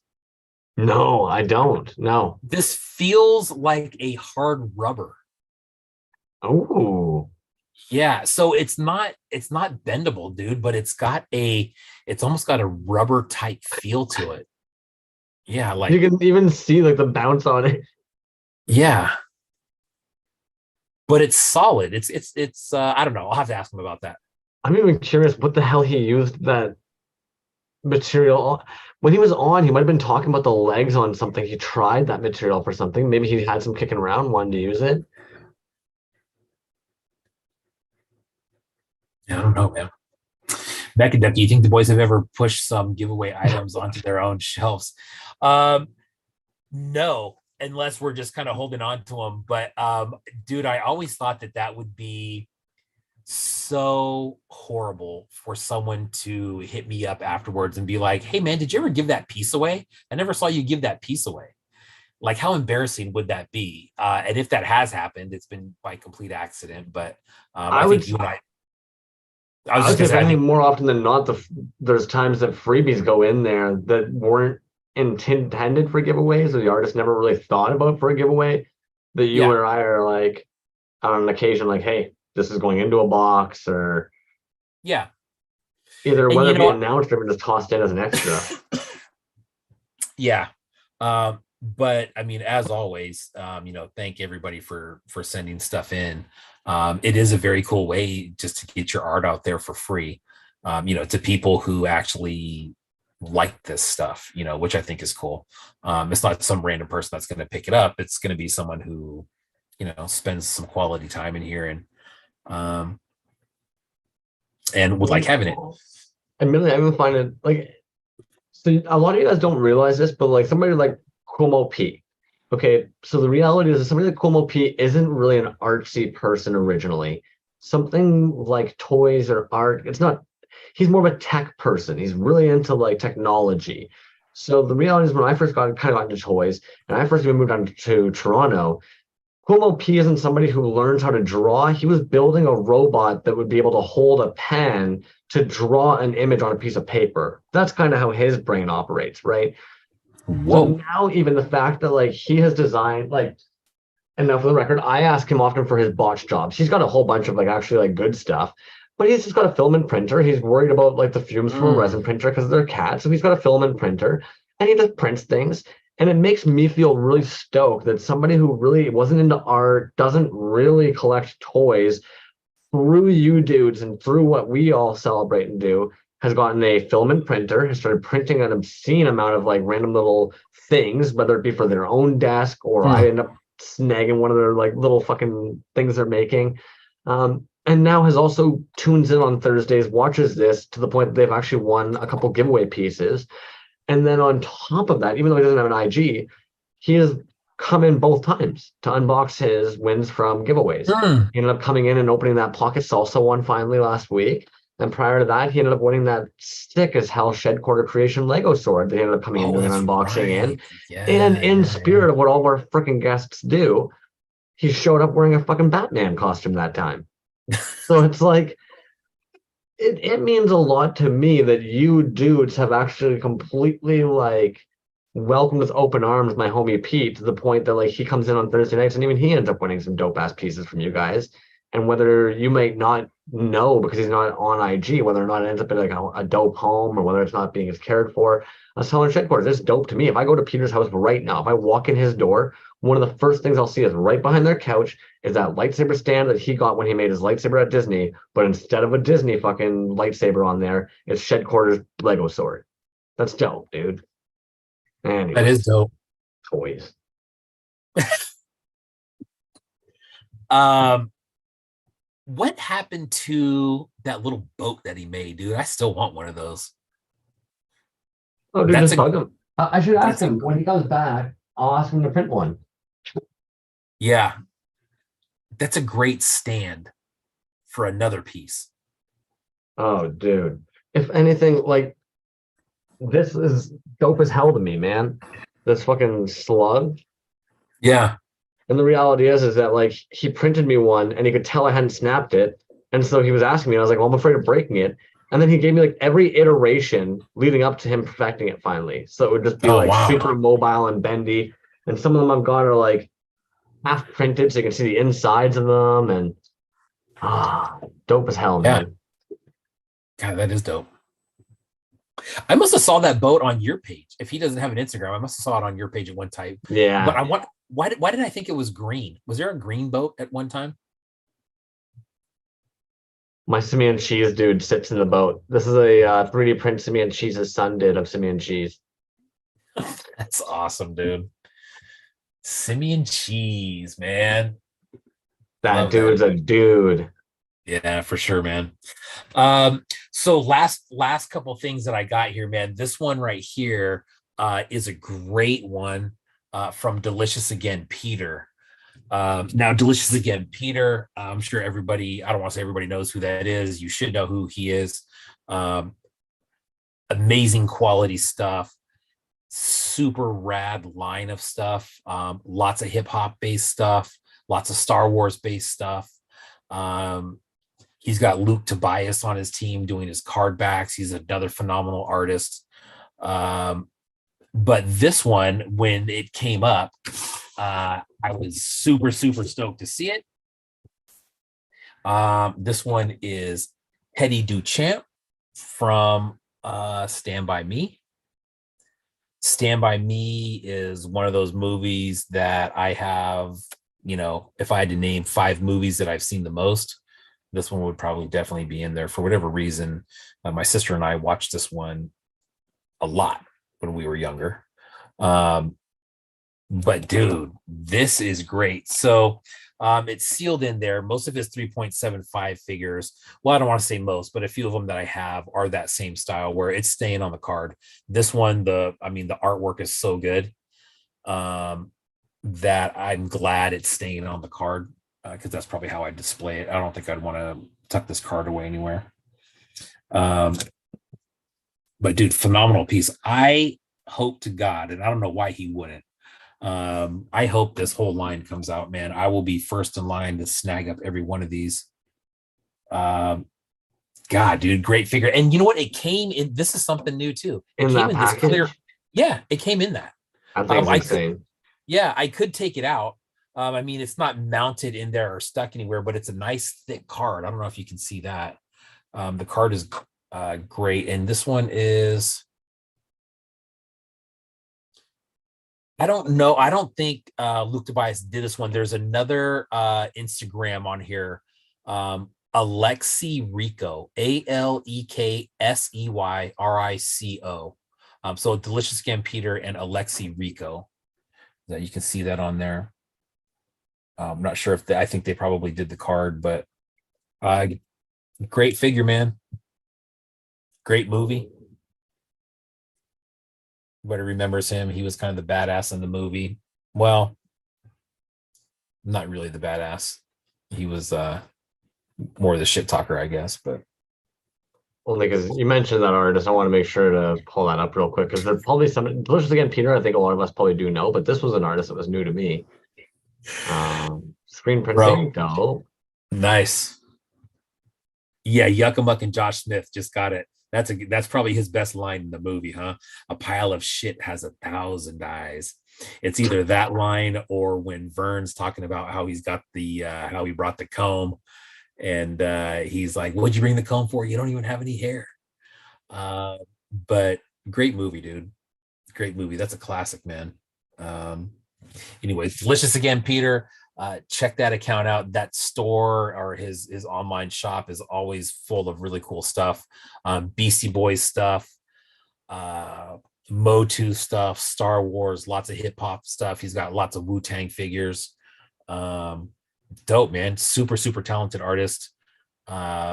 Delicious Again, Peter, man. One of my favorites. And B, the interesting New Transylvania and Dre's are saying that little boat, it's just one of the test prints. So if anything, probably any of the dudes with the printer, if you ask them, they can probably whip you up a little boat too. Maybe even make it really big. Have your dudes riding a legit fucking big old houseboat. Benchy, huh? Okay. I like it when he mocks Vern's brother. Oh, Billy. Oh, Billy. Good one. Good one. Yeah. Great movie. All right. Last one. So do we want to do the giveaway first or do we want to do the open first? It's Young Coconut. Oh, we always who the last one is. We'll make them wait to the end for that last giveaway. Why not? Edge them to the end. Cool. You got any more tabs you want to look at? I do have a couple more tabs. Yeah, I've got some under $30 pieces. Nice. I have one more drop for you too. That Yeah. actually Tokyo Jesus Okay. Saturday. Yeah. Let's see. Thank you. I believe somebody sent that to me. So thank you, whoever sent that to me. Okay. Yeah. Definitely not an account I had seen before. Sitting at the 35.2. Some beauties. Some pre-orders on this Resin. one. What's up, Eddie? Yeah, Tokyo Jesus, man. So that's coming out on yeah, this weekend.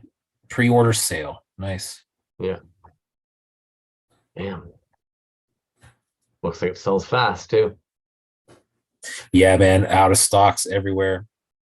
Oh wow, that pre-order 240 on the 240. pre-order. So anybody who was looking at the jumbo nuggetrons earlier complaining about the 108, just want you to remember this. Yeah. I that we've talked about it before, man. Vinyl is not cheap. Speaking of Eddie, Eddie is really he knows a lot about vinyl, man. And he was a couple years ago. We were looking at some vinyl pieces that were just kind of walking around before the show started, and he was telling me how much some of these things were worth, and I was fucking blown away, dude. Blown away about. 20K, Oh, dude, $30K. it's crazy, man.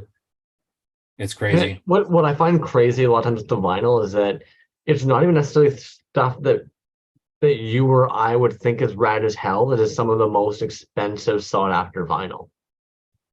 Mm, It a world of its own, man. It's a culture of its own.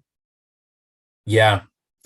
It really is, dude, and that's why I always say that I want to not collect vinyl.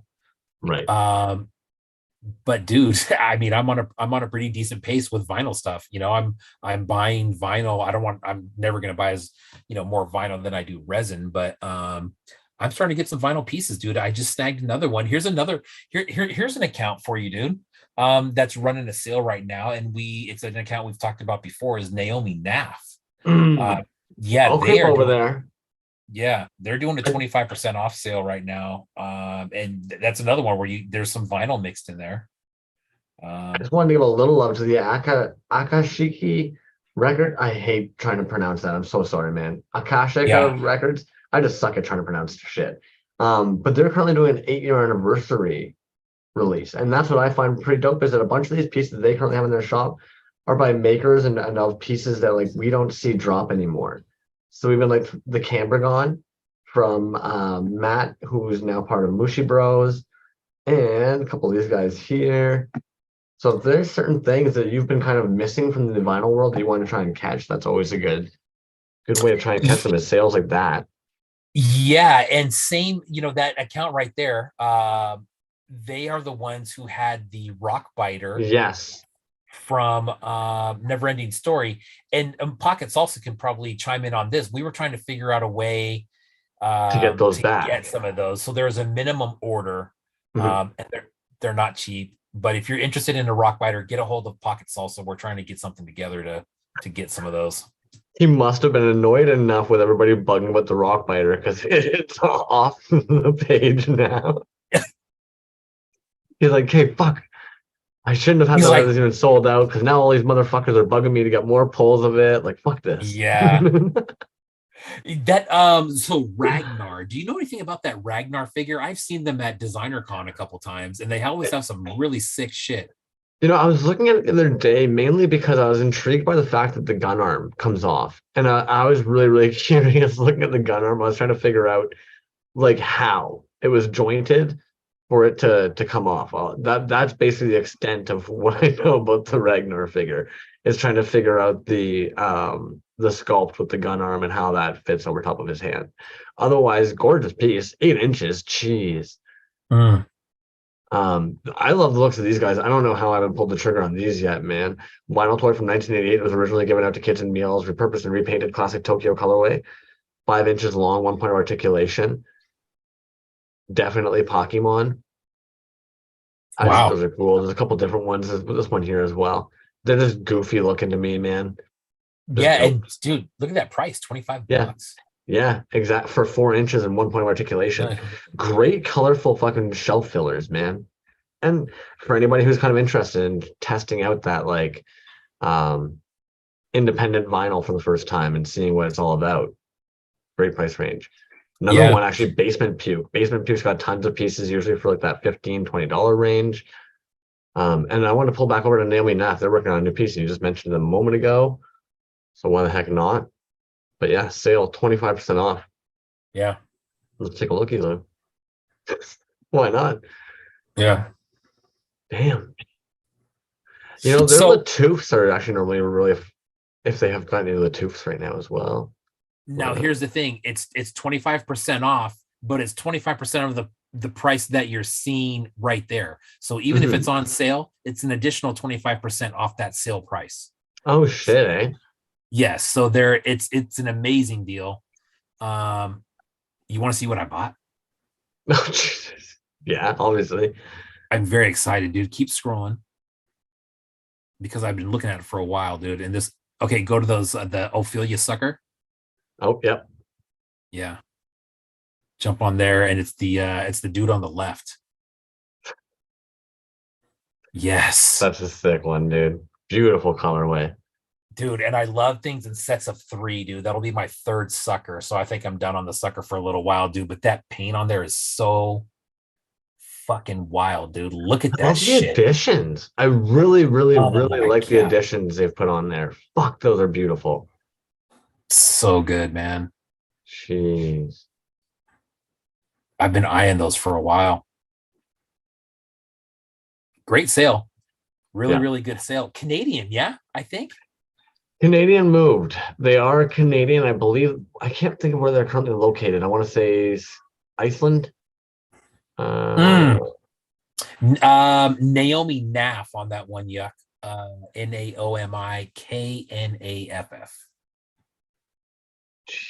Yeah, and I can even actually grab their handle. One of the Great work, though, man. tabbies. Well, I have some quick under $30 pieces. Oh, and I'll make sure to get this over to you guys in the chat. Boom, boom, boom. Otherwise, though, quick little under $30 pieces. We've got Kubo Toys. They've got these smooth brain squishies sitting over at 18. Well, cool. Otherwise, Cool. right? That's how I basically feel when that happens. I was curious where these guys are coming from, though. These chuds. But I like the look of this chud guy. Yeah. So I'm curious if we're going to see a drop of some chuds. I love that pink orange color combo too, man. Well, and they're also responsible for these. Oh, dude, the log legs. Right? How about this one? That's very smart. Fuck's sakes. There was actually what I saw earlier. I thought was actually gorgeous. It had like some plant life in it. But yeah, Kubo Toys, man.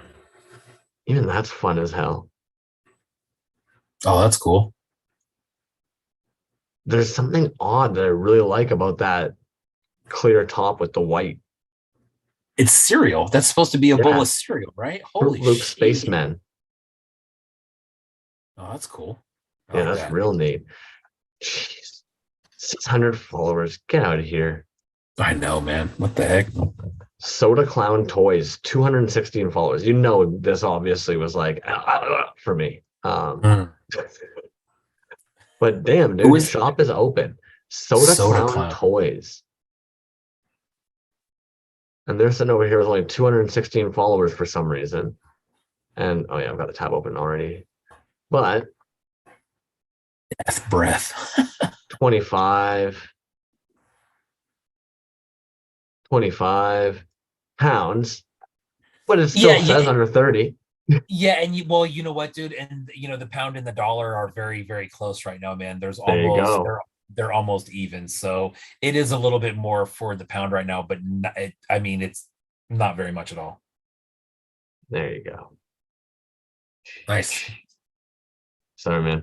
Now I'm just clicking through.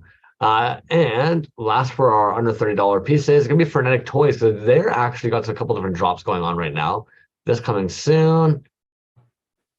It's actually going to be like a customizable, like South Park shaped figure. But dude, their store is actually surprising pricing. Like for a full paint app, dude, on one of these snail guys, 36. I think even the wrong Robbies, they probably, yeah, no doubt they sold out because it was like Um, 45 a piece, man. And the amount of paint apps on those, stupid. I missed on those, man. That's one that I was following and following and following, and then I just missed the drop. Yeah. Those are great. Well, and I think admittedly we ended up talking about the drop on our show, but they were even selling as we were talking about them, man.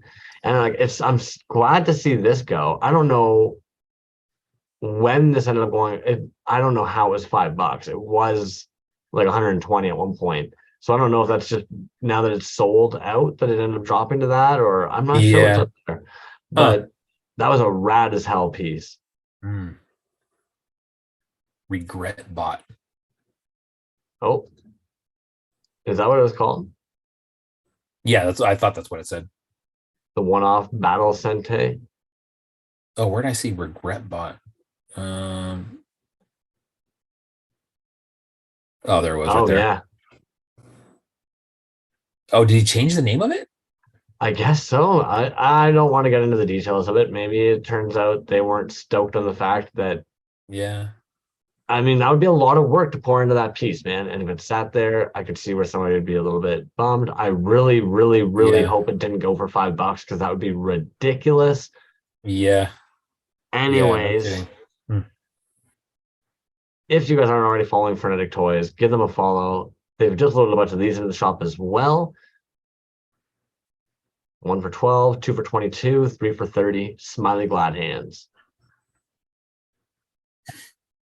There you have it, man. What was that account? That's Frenetic Toys. Michael Oh, Frenetic. okay. That Yeah, last yeah. picture was still frenetic. Okay. Nice. Now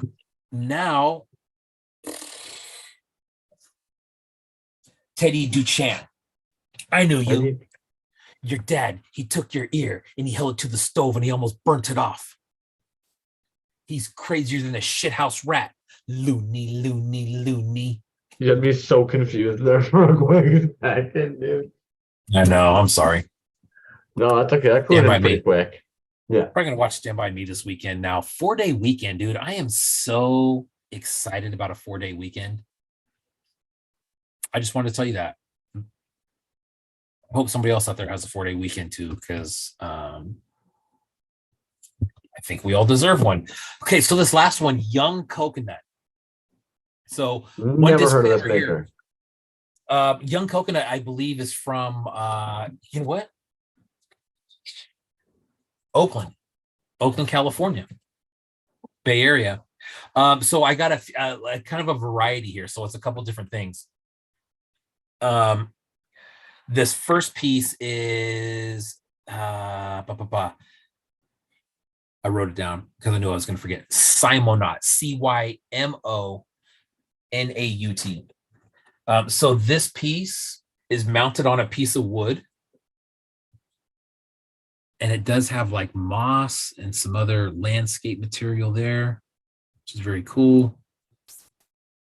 And then it's like a 3.75 alien. There is some articulation in there, and I'm not familiar with that figure, man. Maybe you are. I think it's just a repaint, or I'm not quite sure, but it's dope, man. Looks like they were out hunting mushrooms. Some mushrooms in the hand there. Just seeing if there was any glow or anything. But the paint work is really cool, man. It's got like this pink white fade on it. Young Coconut on this one.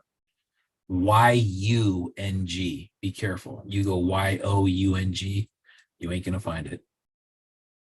Boom. All right. So there's that. Here's another thing. And you know what? Speaking of this is good that I'm about to show this because there's a drop of these, I think, tomorrow or this weekend. But there's a drop of these. Now, these are really sick. I mean, we can tell you the price. These were $50 a piece. It's these bottles. If anybody follows Skinner and they've seen those bottles that he does the art on, they're freaking dope, man. Fletch has some. But this is similar, and it's what it reminded me of. But he just finds these old non-recyclable bottles and paints on them. That's super sick. That's got some really cool UV action on it.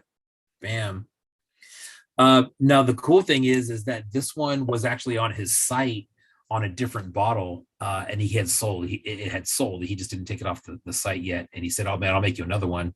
And no bullshit. Like the next morning, he hit me up and took a picture of this, and he's just like, "Yeah, I just got to seal it up." And there it is. Bam, sick. There's this one, which I really really like. The bottles. He said they'd get them from Mantiques. So Mantiques is the shop that's in Fremont, California, that's ran by Swarm Co. So good piece of knowledge there, Fletch. This last one, I'm such an idiot, dude. I should have wrote down the name of this because I knew I was going to forget, because I did some research on this one, and this one actually is a super sick story. But this is the next one that I got. And there's a name for this one. Man, the UV on it is really, really good too. This is a real life character. This is a, it starts with a V, and I can't remember, somebody may get it, but this guy is like the, I would say like the Billy the Kid in India. He's a real figure, and just an absolute legend in the crime scene from what I hear. Which I had no idea. I honestly thought this was like a Wild West cowboy, like a Doc Holliday type guy. And then, but then I saw the name. I did some research on the name, and the guy looks very similar to this. So this is sick, man. Vera Pan is the dude. Vera yes. Pan. Say it again. Vera Pan. Vera Pan. Indian Okay. bandit turned domestic terrorist who was active for 36 years and kidnapped major politicians for ransom. Yeah, he was charged with sandalwood smuggling and poaching of elephants in the scrublands and forests in the states of Tamil Nadu. Okay. Yeah. And you know what? Today's the mustache episode. Why the hell not, dude? Yeah. Okay, check this though. Oh yeah, see. Yeah, you're not fucking around with Virapin. You are not fucking with that guy. You are not. Bro, that dude will bury you in an instant. Who needs a beard when you can just pull your mustache? Like, dude, no, that man is not eating puddings or chicken wings or, nothing's entering that mouth clean. That mustache style is called "Don't Fuck With Me," I think is what that one's called. But anyways, dude. But it's a great, it's really, really good artwork. The bottle is, it's really, really thick. This one does look like kind of that old glass. Well, if they're non-recyclable, that's rad as hell, man. Keeping that shit out of the landfills, turning it into extra art. Fuck yeah. Yeah. So he had made a post recently, and he just said where he got these bottles from. And he said I think he said he found them in a field actually, because they were non-recyclable. So I'm looking at the stamp on the bottom, and it is a Mexico stamp on there. I don't know if that has something to do with it, or what that is, but anyways, Young Coconut, check them out. There is another piece that, you know what, I'm going to show it anyways.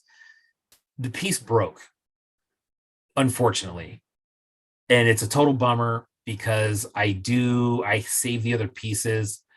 It's more of like ceramic type material, so I don't know how to fix it. I honestly don't think I can fix it. But I do want to show it because it's so badass.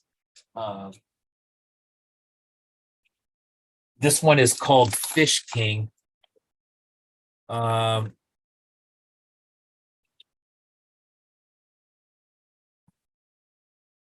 Man, that is so sick, dude. And you can see where it chipped right there, man. So it was still in the package. I have the pieces. But I do need to hit them up and see how that gets repaired. There's also a little chip and a crack on the top there. which is total bummer, man, but it's still incredible work, dude. I love this. These are actually foam balls painted pink in there. He jammed them back in there. And it does have a hook on the back to hang on the wall. So that will be displayed on the wall like that. But I mean, go work, dude. Sick. Really good work. Young coconut. And that's another one, dude, that would fit in that category. Like someone says, oh, you know, you collect toys. Like, do you think that would fit in the toy collecting category? Like, not even remotely close, right? And that's what's kind of tough because the reality is like toy inspired, maybe clearly from somebody who their mind might enjoy toys, somebody whose mind based on the paint app, like you could say that it arguably like fits in with like the design and like feng shui of a room with toys. But yeah, it's pretty difficult to necessarily just chalk that up as a toy. But everything's a toy in my brain. And I also just wanted to kind of give a quick second and make sure to like I get it's still photographed really nice. You still held it. It still looked really nice. We could tell what it was, but it's just nice even just seeing what we're talking about here that this artist made. He's also had a really good documentation process, man. Like the fact that as we were talking, I was able to just quickly like scroll down, find those pieces, pull them up. Yeah, dude, and some of his art pieces are super sick, man. I mean, I had a couple in my cart, but then you can look at the total and you're like, whoa, what the fuck am I doing? But he's got some art pieces in there on some canvas that are dude, they're great. They're great pieces, man. Super talented dude. So we've seen resin, we saw regular art, we saw bottle art. He's got prints. I mean, talented dude, man. And he's local too, which I thought was really cool. I know that he's been in at a couple of those events with Skinner. Skinner's been doing some events at local breweries and stuff in the Oakland, Berkeley area, and I know Young Coconut is there too. And dude, shout out to Fletch, dude. Fletch is the dude who turned me on to Young Coconut and was like, man, you got to check this dude out. He's a local dude, and he was right, man. He's dope, dude. He's super talented dude. So glad I found those. He will have a drop, I believe, tomorrow or Saturday on the bottles. You can check his site and kind of, I know that he was posting some. It may have been in his stories that he was posting some, but he's got some dope ones, man. He's got some great ones out there. So, and speaking of the story of Art of Skinner, I know you've got a couple of these, and like this artist has definitely blown up quite a bit since doing these collabs. All resin for the record as well. Like for anybody wondering, like they don't do paint apps, that's all resin pours. Insane, dude. Insane work on these. They look gorgeous. Bro, look at that gorgeous guy in the middle. Oh my god. Can you imagine how hard it was for him to part with this shelf of glory? Like, dude, and like you said, man, no paint. Like zero paint on that. And when I first saw those and Fletch told me that there was no paint on those, I'm like, bullshit, dude. And then I got it and I'm just like, motherfucker, there is no paint on this, dude. Right. Like, those are great, dude. So he just did a second run of each one of those, and I believe they all sold out. Oh, guaranteed, dude. Yeah, I know that I had actually gone back to grab another fish priest and they had sold out. Like, God, they're so good, dude. So, bro, you tell me how do you do that? If there's no paint, how do you do that? All right, now anybody feel free to correct me if you'd like, but I would imagine that most of these are going to be a two-part mold, and you're going to carefully place the resin in the areas that you'd like the cavities in the mold, in the layers that you'd like. So that's how we're ending up with like any of these like cavities or concaved areas where the resin would sit. Obviously, a little bit easier, like the eyes, the teeth, but it's still going to take time and still a lot of work. I guess to a degree, like depending on how finicky and nitpicky you want to get with it, you could like toothpick the resin into those areas, but you're sure as fuck not pouring it. Not really. Maybe a syringe to get real clean, but like two-part mold more than likely, man, in order to ensure that you can actually get that stuff into the areas that you'd like. in my opinion.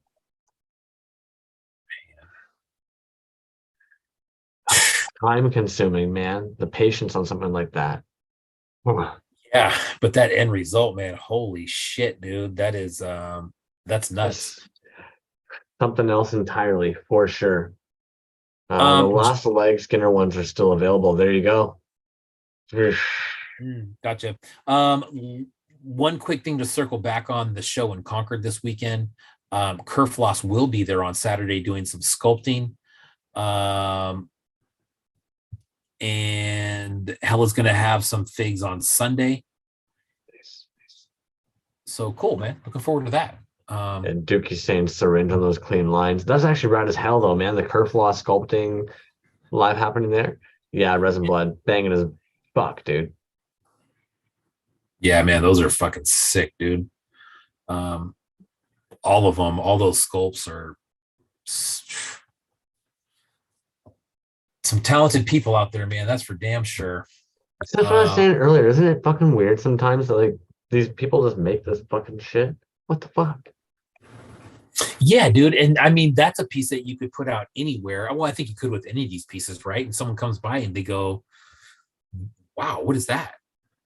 And then you say, well, shit, it's from a guy that made these or an artist that made these, and this is how they did it.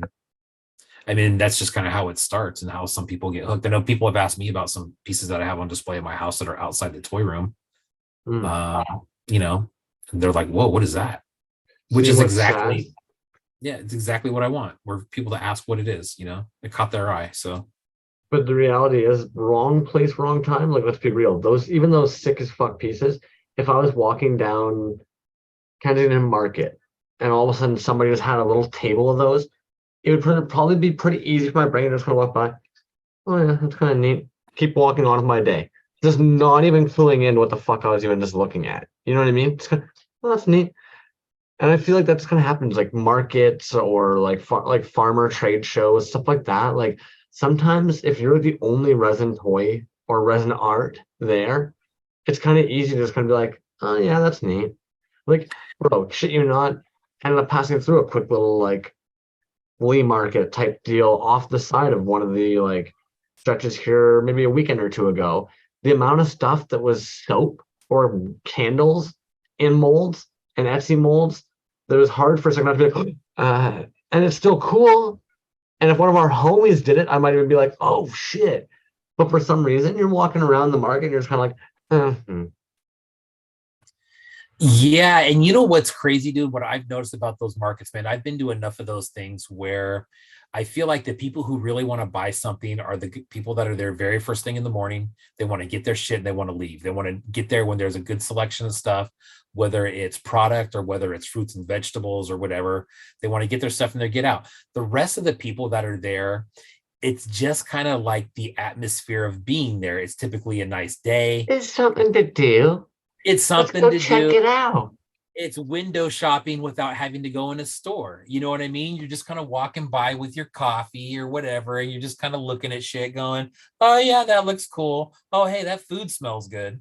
You know, and it kind of turns into one of those things. And I saw it firsthand, dude. I mean, you know, one of those shows that I went to, it was a farmer's market type deal that Fletch was doing, and they had some killer stuff there. And it wasn't selling. And then you start looking around and you're like, well, fuck, man, nothing's selling here for anybody. It's just a bunch of people walking around with drinks in their hand. You know, but I know that there's people that really make livings off of doing that. So, you know, I'm sure they do, you know, some research to see, you know, what's going to work out best for them. But it's tough, man. There's probably ones that work well, and there's ones that afterwards you go, okay, well, we won't do that one next year.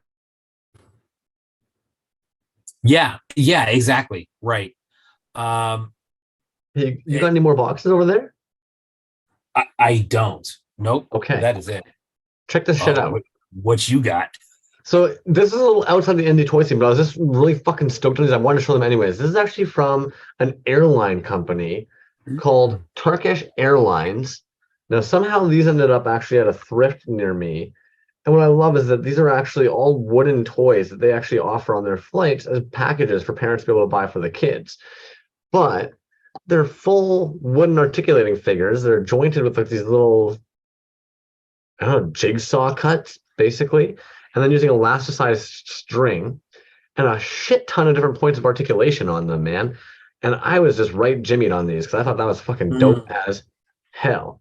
But they're just these fucking random ass Turkish Airlines fucking company. And for some reason, you get like a little set with each one where you got a dude, an animal, and a plane. And the animals are like one of those classic like push in the bottom Oh, things. yeah. The other weird I want like this, hey, check this shit out. Now, I did try Googling these. I couldn't find these. I ended up coming across these weird ass, like 4-inch blue army men that are totally different, in my opinion, than like a typical army man look that we have. This guy looks pretty like SWAT looking. But what I found probably the most interesting is that even though they would have a pretty serious parting line, like they would be in like a two-part mold, there's no pore lines on like this bottom. And I get Mm. it, like injection molding and stuff like that, right? But it really doesn't seem as though they've done any sanding or removing from anything on the bottom. That looks clean, clean, clean. And what I found really odd actually in all the figures is almost all of them on one of the legs has this one terrible sprue mark that also has almost like this like movement of injected resin pouring down into the leg. And it's peculiar as all hell to me that for whatever reason, even if these were in like a two-part steel mold and injection like used with an injection machine, they chose to do it on the legs and have like a weird like assembly line of them like that. Anyways, Folklorian saying those are what I used for GI show. Well, there you go, the 4-inch blue army dudes. Are they GI Joe, homie? Because I have no idea what the hell I am looking at. Much like the GI show. But I was jimmied on this, man. And for $3.99, I really want to fucking mold and cast these. I'm not gonna lie, because I just want to be able to paint a fuck ton of them, dude. Yeah. Those are sick, man. I like that. Pendragon was doing a series of, I think we even looked at them, of those style figures, but they were kind of his own design. But those are really cool, man. Those came out in like a limited release. Now I need to circle back on something, man, because I heard you say it twice. I think it's another Canadian thing, or maybe it's just an East Coast thing. Right jimmied. What is that? No, I'll be honest with you. I don't think Canadians really even know what I'm talking about when I say that as well. Just be like really excited, man, to be like right jimmied up. You know what I mean? Just like fucking like I don't know. Okay. Hey, I like it. All right. Right, Jiminy Jimmy. Cricket. I think it comes from Jiminy Cricket. His excitable like. Mm, Maybe I'm mm. wrong. I don't know. Dude, I heard a good one the other day, dude. You know what I love, dude? I love it when you're talking to an old timer and they say something crazy and you're like, oh shit, that's a good one. Um, this dude told me that he wanted to negotiate some prices on some other material, and he goes, "Well, I'll tell you what, that price better be lower. That price better be lower than whale shit." And I thought about it for a minute. And I'm just like, well, whale shit sinks to the bottom of the ocean. That's pretty fucking low. There you go. Fuck, dude. Yo, Jimmy Folkhorn, mad apologies, dude. Back to how my brain is absolute garbage sometimes. I'm gonna share screen real quick. We stared at this and stupidly said, "What am I looking at?" Like a bunch of fucking idiots. And yet, right now in my hand, I am holding the exact fucking figure and didn't realize it. So Jimmy Folklore, man, mad apologies that I'm a brain dead moron, and thank you for pointing out that these are the pieces that you use in your GI show. That helps my brain understand a lot, actually. Dope figures. If you know more about them, dude, please definitely hit me up in the DMs because I am very curious to know more about them as well. And dude, you know what? Now that you show that piece, that's the ones that he uses. Um, dude, my brain, I didn't read that, or I just didn't remember reading it. But But the did you scale think they on were like that, this big? I thought they were army men because I'm an I idiot thought they too. were And that big, and I thought the card was like this big, dude. please hold my hand, mommy. I know. Hi, I'm new here. It's my first day. God, dude, that's great. That dude, the fact that they're that size on a card, you imagine how big the card has to be then. It Dude, makes it a lot more fun. I'll admit, it makes it a lot more fun. Understanding what the hell. I still want to know more about the fuck these are, though, if I can be honest with you guys. Oh, and you know what? I was supposed to show off what came in the mail and why I don't like people knowing my address. So I shit you not today. And these are males. These are for men. So here's the front, first and foremost. Looks promising. I'll be honest. These look pretty promising. That's pretty sexy, right? oh my Here's where god, things get a little dangerous. bro, who did you get this from? There was no name on the package. It was sent anonymously to my home. I haven't tried them on, but Oh, I'm kind of hoping that the way this is sewn, it'll make a heart shape. I'm kind of hoping it'll be a big heart. Um, there's but no return address on that. but again, it looks promising at first Did it come from the States or from Canada? from the States.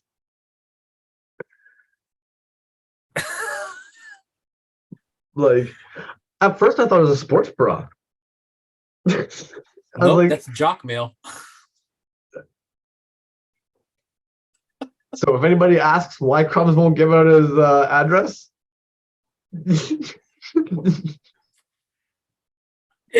You know hey, what, man? I'm trying to think who I don't know. I don't know.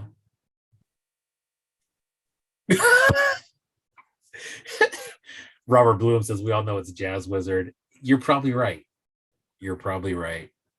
I yeah, could see Jazz. I had a good moment. I was coming up in the elevator, really looking at this package, like, the fuck is it? You know what it's like when you get a package, you're like, what did I order? The hell Yes. is this? And then I walk into the kitchen and I plunk it down on the island and I rip it open. I'm like, huh. Oh, huh. Yeah. Huh. So we got one thing left, man. Giveaway for the Anarchy Bear from Yuckamuck. Who is winning that? Sick piece.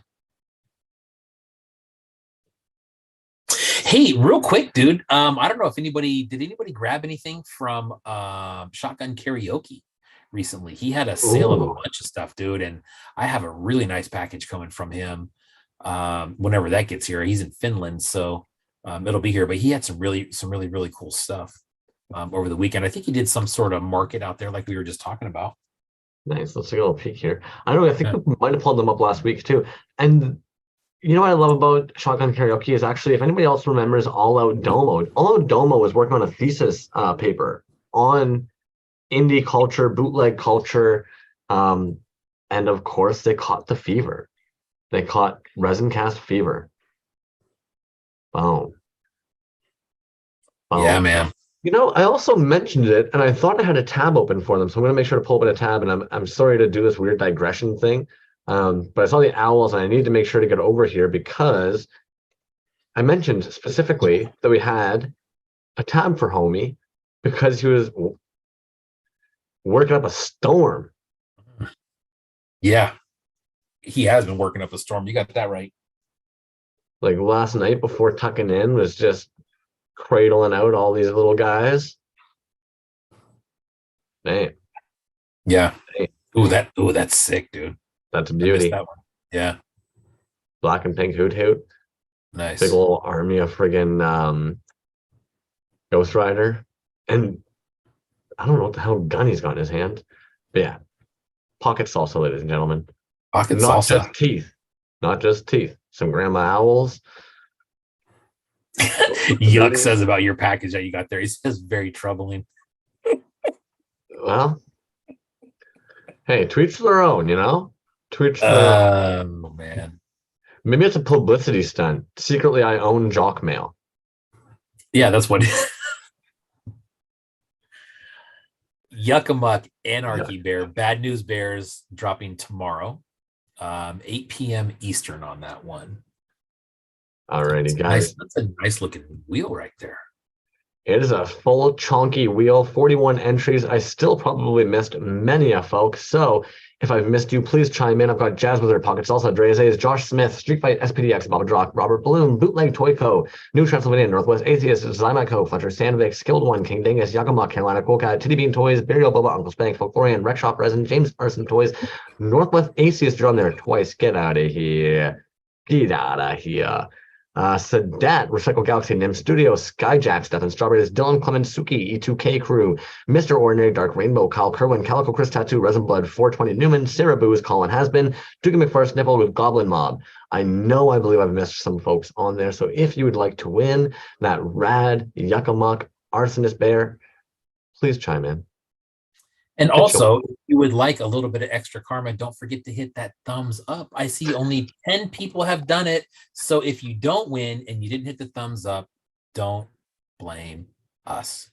I love when you asked me the one day, like, what does that do? And I was like, I don't know. You know what, man? I think I come across that question and answer probably at least a dozen times a day. What is that? And then you just end up going, I don't know. And you just move on. Yeah, story of our lives, it seems. You reach a certain age. We've talked about it. You reach a certain age. And for those of you who haven't hit this age yet, think of your father for a moment. Autopilot. Uh-huh. Uh-huh. Uh-huh. And if you're not getting the then it's, oh, fuck, get out of my way. You know, one of those. So you almost pray for just the, yeah. Dude, you went to the extreme real quick. You said, get out of my life. Sorry, I guess I entered fucking 16-year-old mode, not 40-year-old dad mode. My apologies. Get out of my life. Just a little hair flick. Just get out. The whole life. Get out. You're gone. Oh. Man. All right. Well, nobody is chiming in that they're missing from the wall. Either that or the latency is so bad that I'm not catching it. Mecha Ducky, I believe I maybe missed you, homie. Goblin Mob's there, but yeah, I don't see a mecha of the ducks. Make sure Yakimuk is not there. Yes, Mecha Duck, Yakaduck. Oh my. Did you say Yucca Duck? Oh, been a long night. To be fair, it's midnight there. It's midnight there. You know what, though? I'm enjoying the fact that somehow we have digressed a fuck ton and we're only hitting 3 hours and 11 minutes. I noticed that. I noticed that. I'm going to spin this fucking wheel. Let these yahoos get on with their lives and loved ones. Spin away here. Holy cow. Oh, man. Anarchy Bear. Oh. Kingdom of Spiders. Hey. Kingdom of Spiders going home with an Anarchy Bear. Congratulations. That's what's up. See, and you were just pestering them for their address, too. Absolutely, man. So that means I will crack that box back open and slide this guy in there. So congrats, Sadat, man. Again, Kingdom of Spiders. If you haven't seen that account, One of those. What are we talking about? Some of the cleanest paint apps. Let's just fucking pull her up here. Take a little peek before we let you guys all go. You got anything else after we pull up this tab that you want to show the guys? The gang? No, okay. I don't think so, man. Okay, alrighty. Folks, Kingdom of Spiders. Another prime. That makes sense. I was going to say. So go to King Spider Toys. Am I fucking up? I do it all the time, though. Ah, yes. No, there we go. Thank you very much, though. Because I was going to say, another prime example. And then I was probably confused. I'm glad you just pointed. Thank you, man. Yeah, no, all good. I've done it more than once. Where we know some stuff, guys. We know some stuff. We try hard. Go back up real quick. What show was that he was in? No, not that one. In action figures. Okay, cool. Nice.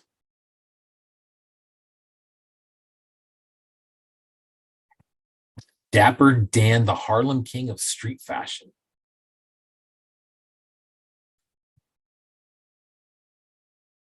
Some apocalyptico or apocalyptico.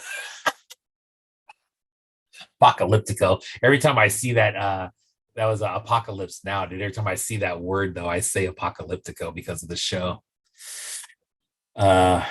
Anyways, so yeah, man, cool. So that will be in the mail for you. I believe, I don't know if the post office is actually here. I don't know if the post office is doing a 4-day or a 3-day, but it may not be open tomorrow. But either way, it'll go on the next few days.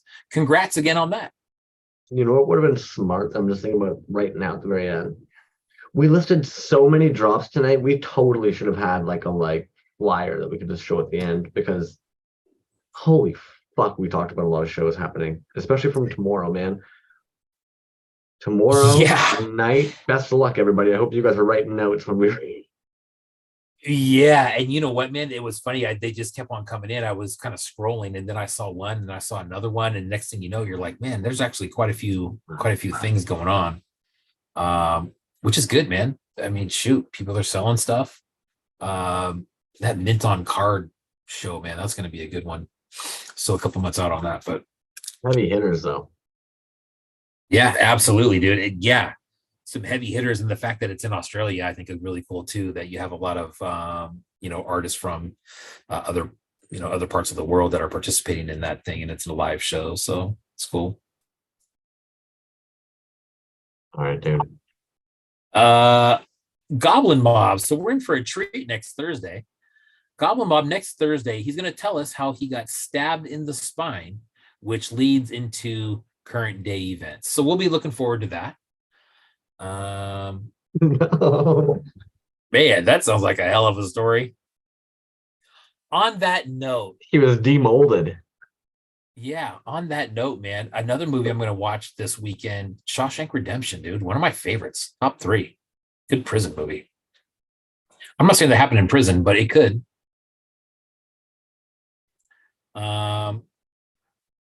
Lots of stabbings. We haven't seen Goblin Mob. You know what? Goblin Mob might be he's the first one to come back. Yes. Episode 2 or episode 3. He was probably one of the first guests we ever had in. Toyz gave our first giveaway, and I think our either our first or our second guest ever, first guest, second episode ever was Goblin Mob, and then he donated a giveaway piece as well. It would have been for the, oh my goodness, Coffin Head figure. Yeah. Was it Coffin Head or Coffin Creep? Coffin. Oh shit, dicks. Coffin Creep. Yeah, shit. What was it, man? That was a great piece. Oh, that was the all white, who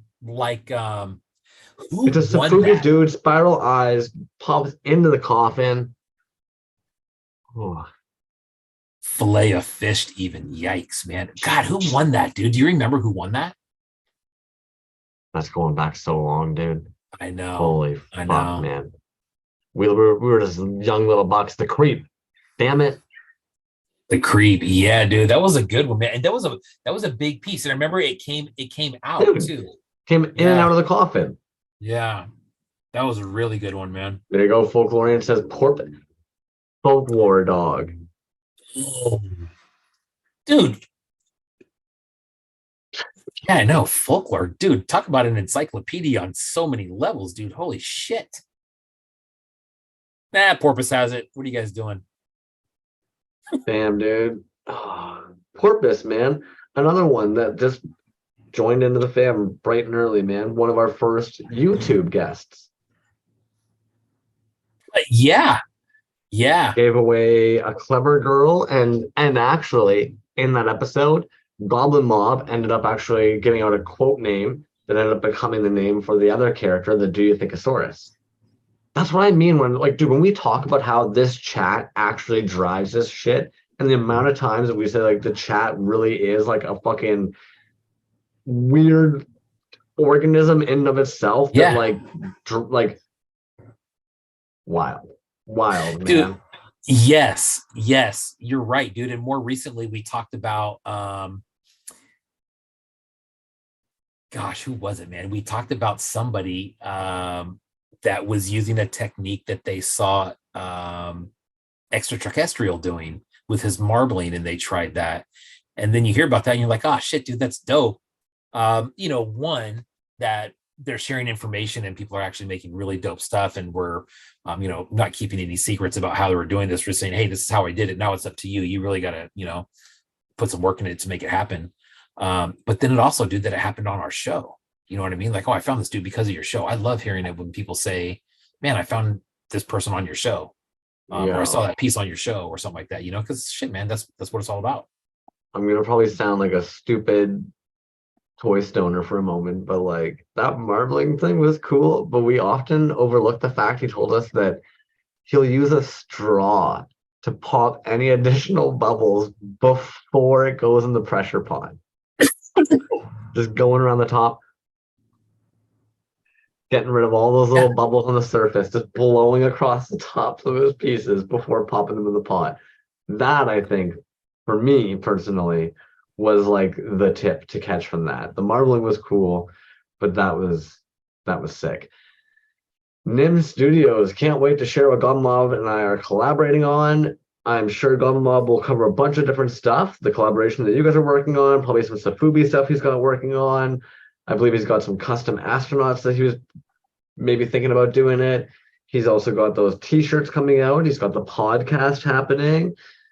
Gonna be lots happening there. I can't wait, man. And of course, I'm sure we will, as has been told, hear about the old Gob Mob filet experience. Man. Get your bread ready, get the mayo. Pocket Salsa says folklorian is actually what happened to Ask Jeeves when it retired.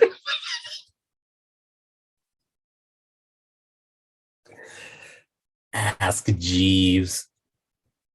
Congratulations to Dot, man, on the bear.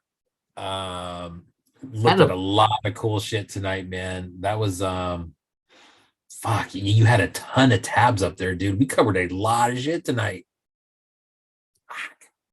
A bukkake of dabbies. I wasn't sure if you were going to acknowledge or not on that one. Sometimes you just say, yeah. Oh, man. We do it all again next Thursday? Absolutely, dude. I love it. Thank you very, very much for a lovely evening, man. And for everybody in the chat. That was a fun one, man. God, we were here 3 hours and 20 minutes. Holy shit. Hey, it beats the 4 hour and 20-minute ones, dude. Yeah, totally. You guys have a lovely long weekend. Everybody try and be safe. And again, reach out to those if you're